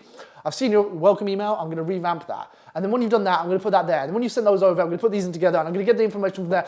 Basically, what you're telling them is, this is what's going to happen now. You paid me. This is the future. You're just solidifying the things that are going to happen now they've paid you. Okay? And that's extremely comforting. If you buy something and you don't know what the fuck you bought, that you're going to be very fucking scared. What the fuck if I just, what? Huh? I paid you and then the fucking call just ends. You're like, no, give me my fucking money back. You need to handle post-buyer's remorse. You're not done yet. Because I'm telling you, man, if you don't fucking handle this, they will give you a charge back. They will just ask for their money back and you don't have a fucking choice. So you need to make sure they're confident in their purchase, which means telling them what's going to happen, being proficient about it. Also, I say this all the time. I'd be like, okay, you know what? That's all good. But I think we should have calls. When are you free for a weekly call? Okay, Tuesdays, 2 p.m. GMT. I think we should have a call every single day then, so that we can just like keep up and make sure that we're not like on the wrong track or anything, so we can stay in touch. That's good. They want to hear that. They want to hear you be energetic and diligent about the agreement. They want to fucking know that, okay, he cares, he's gonna speak to me every week, he's gonna give me updates, he's gonna do this, he's gonna do that. I just need to make sure that he's not a fucking dickhead and he's told me everything he's gonna do. Okay, phew, I believe him. Handle post-buyer's remorse. I had a client that fucking, they landed a $2,500 fucking email client. You're sending 3 emails a week, getting paid $2,500. And we were like, yeah, that's brilliant, man. Fucking hell, let's go. Woo, get the fucking beers out. 3 days later, sorry, man, they've charged me back. I was like, what? Why? You told me you fucking sold them. Why did they charge back? Oh, they just said they don't feel confident. And so I said, okay, what did you do after the call? And they're like, what do you mean? I was like, what fucking work did you do for them when they paid you? What did you tell them? And he was like, well, you know, I wrote some emails and I told them I was going to shoot them. Whoa. You're telling me you didn't immediately fucking tell them what you were going to do for them afterwards? Are you fucking dumb? They've just given you $2.5 grand and you've just said, brilliant, I'll be in touch. And then just shut the fucking lid? No wonder they fucking gave you, no wonder you didn't get your fucking money. No wonder they charge you back. I'm telling you, man, don't fucking do this. Honestly, I ripped into him for like 15 minutes. I almost made him fucking pay me. I was like, are you dumb? Never do that. Once they've paid you, tell them what's going to happen afterwards, okay? How to retain clients. Now, it's all good getting clients. You've got your client. Woohoo. You've done post-buyer's remorse. Brilliant. Now you need to retain them. Write this the fuck down. You're going to under-promise and over-deliver. Now, that's a very, very simple rule, but for some reason, most people fuck it up all the time. Okay, why? So fucking simple. Don't fuck this up, okay? Under-promise. So, for example, if I say to a client, okay, brilliant, so we'll do 3 emails a week, say it's Thursday, I'll get those over to you by Monday so that we can send them on Monday, Wednesday, Friday. They'll say, okay, cool, sound good, let me know. I will deliver those emails on fucking Friday evening. Out of nowhere. Hi, just thought I'd let you know I've sent over, the emails are done, here they are. Let me know if you want any revisions so that in time for Monday I can make them even better. I've under-promised and I've over-delivered. I've told them it'll be done by Monday, it's done by Friday, and I've given them time for revisions. This goes a long fucking way. You don't realize this, but this really, really goes a long way. They'll be thinking to themselves, fuck, he told me he's gonna do this. He's done more than I fucking asked in a quicker time span. This is great. They're really gonna like you, which is gonna lead into a point I'm about to say in a second. But always under-deliver and always always under-promise and always over-deliver, okay? Exceed deadlines. If they say, right, this needs to be done by tomorrow, get it done by tonight. What the fuck you doing? You ain't got no bitch. You ain't got no fucking girlfriend in your ear. What are you doing? Getting drunk? Stay the fuck home. You don't realize if you don't fuck this up, it will change your life. One client leads to two, leads to three, leads to penthouse in London. So don't fuck this up, all right? This alone will make you stand out because so many people are amateurs. So many fucking people just take it for granted. Yay, I have a client, there's money in my bank, I can be a dickhead now. No, you can't be a dickhead because there are people like me that will fucking outwork you with less promises all the time. And you know who's gonna get hired? Me, not you. If it takes you a week to write 3 emails, it'll take me a fucking hour. And they're gonna hire me every time because I give more deliverables in less time. So fucking always do that. Now, there is only, oh my God, my neck. I messaged one of my females. I need a massage.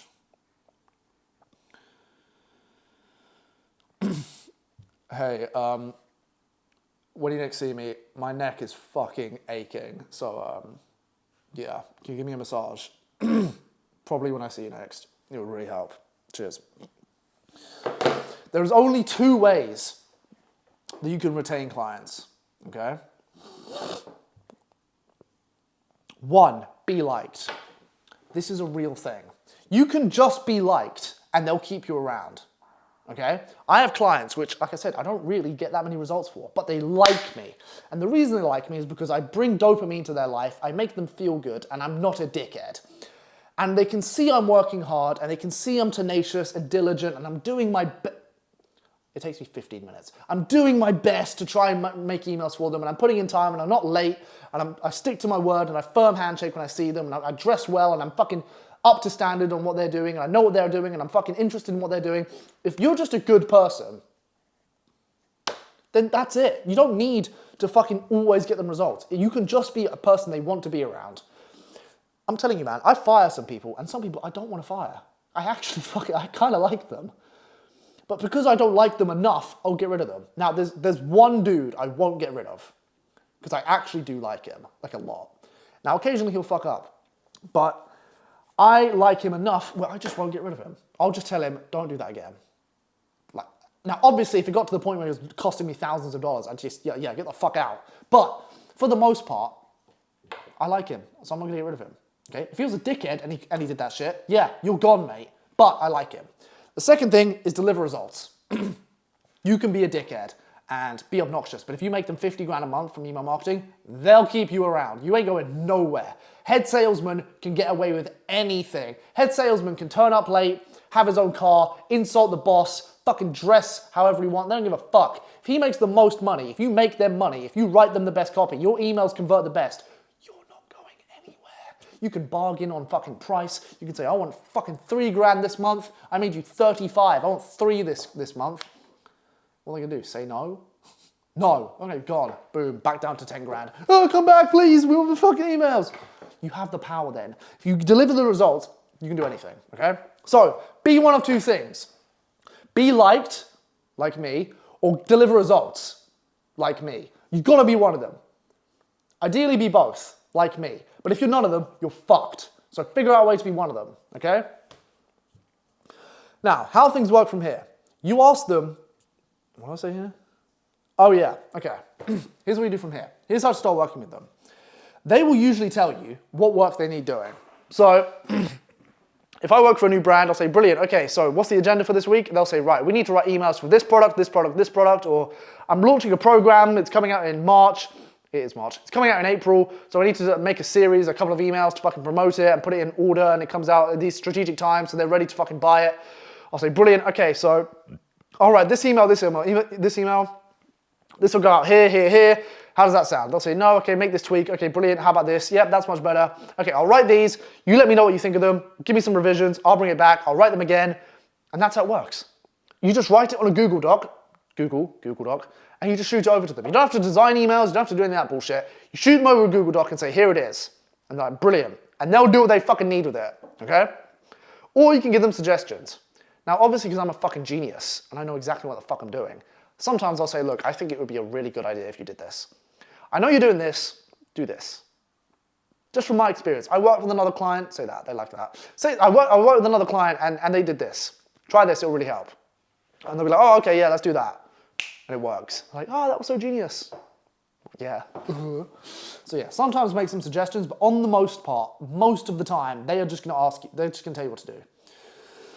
And then you act with speed and you fucking under promise and over deliver and you'll be fine. And don't be a dickhead and try and get them results, okay? Like I said, write everything on a Google Doc. So you write everything on a Google Doc, you write it, you make it good, and then in the top right, it'll say share. You click share, you give anyone access, so say editor, you copy the link, and you just send them the fucking link. I get paid thousands of dollars every month to send links, okay? Most of the time, there's loads of spelling errors in them too, because I can fucking spell. So if you can spell, you're even better than me. Give them access, send them the link, leave it to them to do as they wish, all right? So, I'll give you an example. I wrote this about 3 hours ago. If my client, God forbid, was a feminist, and she wanted me to write an email empowering feminists, this is what it would look like. So, as you can see here, it says SL, subject line, and then body, basically the meat of the email, and then CTA, the call to action. So, subject line, putting the W's back in men, because obviously women is men with a W. W's back in men. Body, are you a woman? Question, intrigue. If so, you're probably watching the news and feeling pretty left out right now. Grr, men and women are equal. Why can't I go fight in Ukraine? So unfair, right? Here at Women W's, we have made it our mission to fix this inequality. Below is a form to sign up to the draft this March. Call to action, stop missing out on the fun and go crawl in a ditch. That's an email. And you just send that off to them with the link, and they would do whatever the fuck they want with it, okay?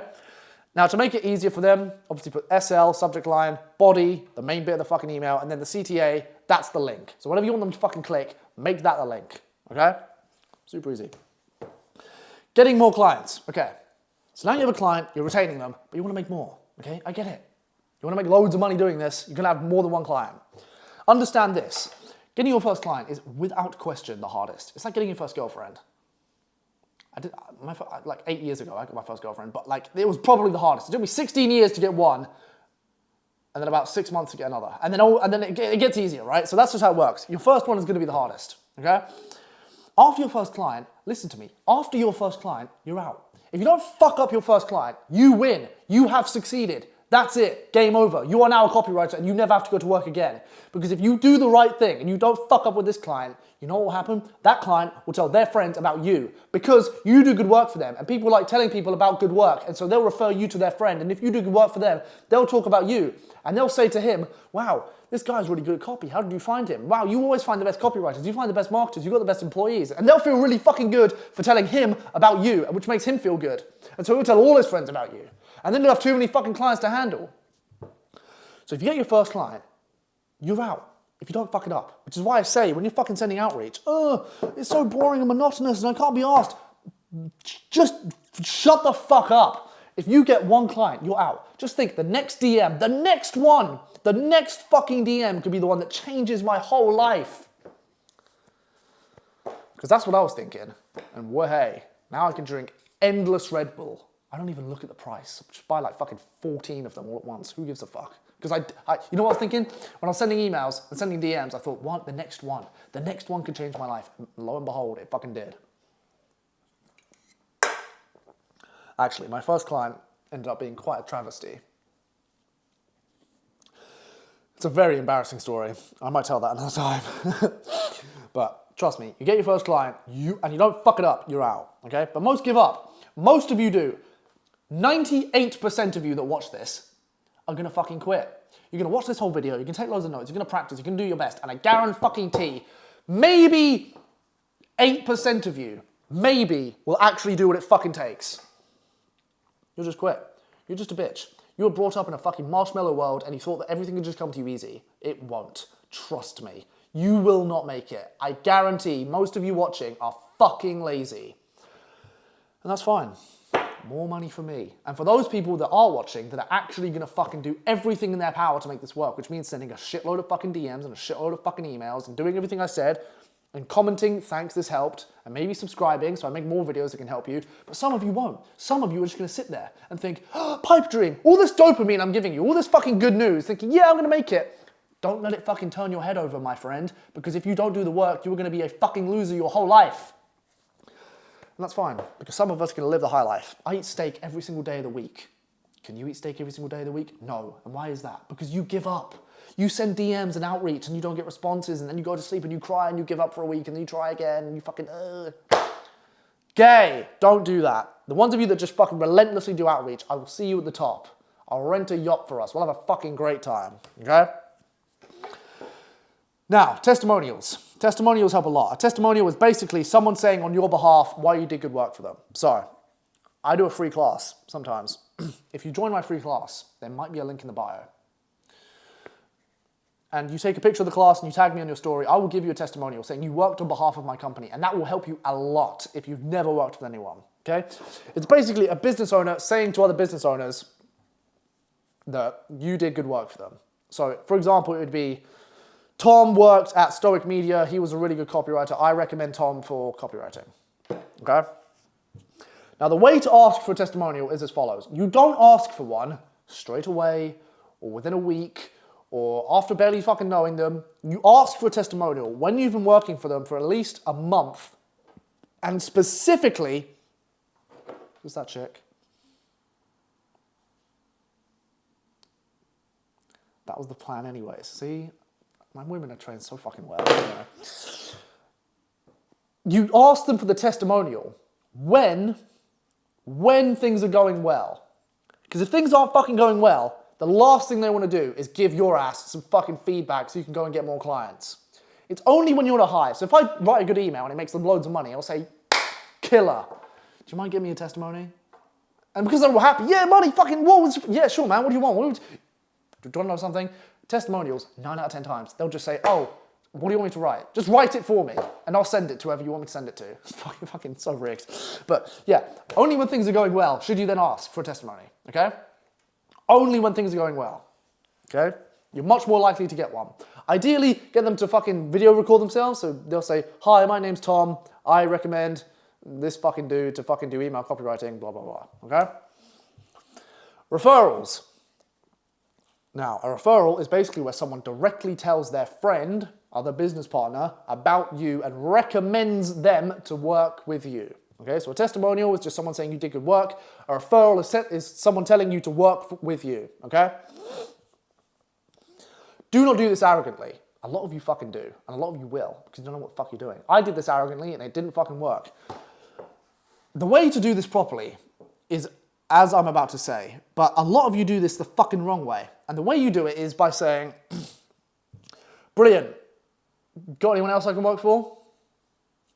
Got any mates? Can you put me in touch? That isn't how you do it, okay? That's dickish. It's arrogant, it stinks of, what's the word I'm looking for? Entitlement. Yeah, just give me more fucking clients. Hang on a minute, mate. Whoa. Fucking, all right, hotshot, chill the fuck out. It's not how you do it, okay? Instead, you're gonna say, again, when things are going well, not when they're shit, when things are going well, do you know anyone else that might need my help? So maybe, potentially, at some point, maybe, do you know someone that might need my help, potentially? Very nonchalant, very potentially someone may know me, or may fucking, why the fuck is my nose so fucking itchy? Fuck, man. Anyway, yeah, potentially, why do you know someone that might need my fucking help? Potentially, okay? They're much more likely to be affiliating with that than you just saying, give me more clients, okay? And 9 out of 10 times, I'll be like, yeah, I know someone that could use your help.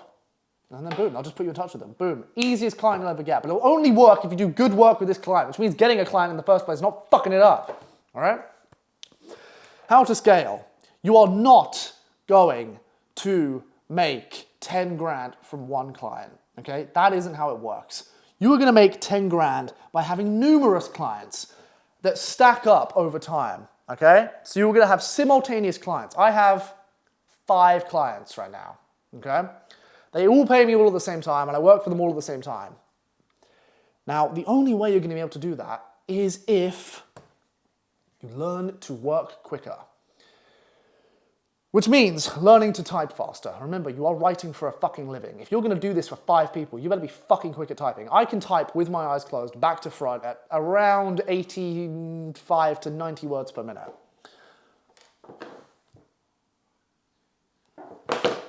Literally just learn touch typing. Go to type in touch typing online and just fucking learn touch typing, okay? It's that easy. I cannot stress how important this is. I know people that have clients that want to work with them, they just don't have enough time in the fucking day because they're slow at typing. Are you really going to tell me you're going to sacrifice 2 grand, an extra a month, because you can't fucking type quicker than 25 words a minute? Fucking learn to type. Amateur. Police, London. Obviously someone's been fucking stabbed. Learn to fucking type, okay? Because if you can write, you can write an email in an hour, I can write an email in 10 minutes. I can work 10 times quicker than you, which means I'll be able to take on 10 times the amount of work, which means I'll be able to make 10 times the amount of money. Do you see? So the quicker you learn to type, the quicker you learn to work, the more money you'll be able to make. I'm telling you from personal experience, after 10 grand, you're either gonna need to learn to work fucking quickly or have someone help you. And I didn't want to give anyone any money, so I just decided to work fucking quicker. Okay, so learn to fucking work quicker. That's how you scale. You'll have 4 or 5 or 6 or 7 clients all at the same time. You won't all have one client. That's not how it works. You learn to work quickly so you can handle all of them at the same time. Okay? Now, another way you can scale is simply by increasing your prices. Now, at the start, don't do this. You're not in a position to do this, okay? You need to get enough clients to where your safety net is big enough to where you can have clients on a sales call and say a price and them say no and you not go for their lower offer because it isn't just worth your time. So I'll give you an example. If I've got 5 clients and they all pay me 2.5 grand and I go to a sales call with a new client and I'm like, okay, I'm kind of 2.5 grand, you know what, fuck it, 3.5.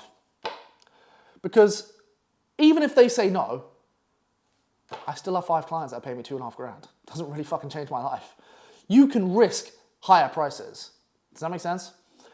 Now, if you have no clients and you're broke and you need money like I did a year ago, I wouldn't say give me 3.5 grand because I need fucking $350, let alone 3.5 grand. It's when you have loads of clients that you're in a position to say, right, I'm willing to sacrifice this one in the chance they'll get paid more. Because even if they say no, I'm not gonna die. I've got clients, okay? But you need some clients in the first place before you can start pitching higher prices. In general, you are not gonna get paid more than 4,000 British pounds a month. I have never been paid more than that. Now, I know some people get paid $7,000. It's rare, okay? Keep that in mind. And if you do all that diligently, within about a few months, you'll be able to scale to 5 grand at least. At least. If you do everything I've said so far and you're not a dickhead and you have 46 chromosomes, you can make 5 grand a month. Easy. That's 2, maybe 3 clients, max. Okay, it's not very fucking difficult. It took me a long fucking time to make that and I had no idea what I was doing. But if you want to scale higher than that, because I understand 5 grand isn't a lot, say 15 grand a month, 20 grand a month, and are genuinely serious, no bullshit, this isn't for everyone, you can DM me on Instagram, Tom Beanham, say stoic, and you can work with me one-on-one, okay? If you are prepared to invest in yourself, I'm not gonna say this is gonna be free, because if it was free, would you even believe me if I told you it fucking work? And you want to work with me one-on-one in actually making 15 to 20 grand a month, DM me stoic, and I will be able to work with you one-on-one and we can try and figure something out, okay? For those of you that don't, what I've just taught you in 2.5 hours, no cuts, straight knowledge, will be enough to get you to 5 grand a month. Now, there's obviously things I haven't said because my voice is fucking going, but if you do want to find out those things, DM me on Instagram, Tom Beanham, say Stoic, so I know you've come from this video, and I will get in touch with you and we'll see what we can do. Because I'm telling you, man, for a business model that requires no money, tools you already fucking have, no more than grade 6 English level, I can't spell. If you can spell, you're ahead of me. And 2 months of dedication to change your whole fucking life, I am living proof you can do it. A year ago, I was eating the same meal every day because I couldn't afford to eat anything else. I would eat rice, beef, and sriracha sauce and salt. And I didn't even pay for the sriracha sauce. I had to steal it from my mate. I ate that meal 3 times a day for fucking 2 months. I was so broke. And if I'm able to do it, now fucking living like this in a year, doing everything wrong, do you really think you couldn't do at least half as good as me in at least half the time, knowing exactly what I fucking told you? A quarter that time and quadruple the results if you fucking work with me one-on-one? It's up to you, okay? What time is it? 8:50, right. I need to get the fuck out of here because I'm going to the gym, but I hope that helped. If it did, leave a comment, let me know what you thought. Subscribe, because there's more where that came from. And yeah, if you disliked it, dislike the video. If it was too long, I apologize. If it was liking, like the video. And yeah, now you have nothing but yourself to blame if you don't make this succeed. Get it done.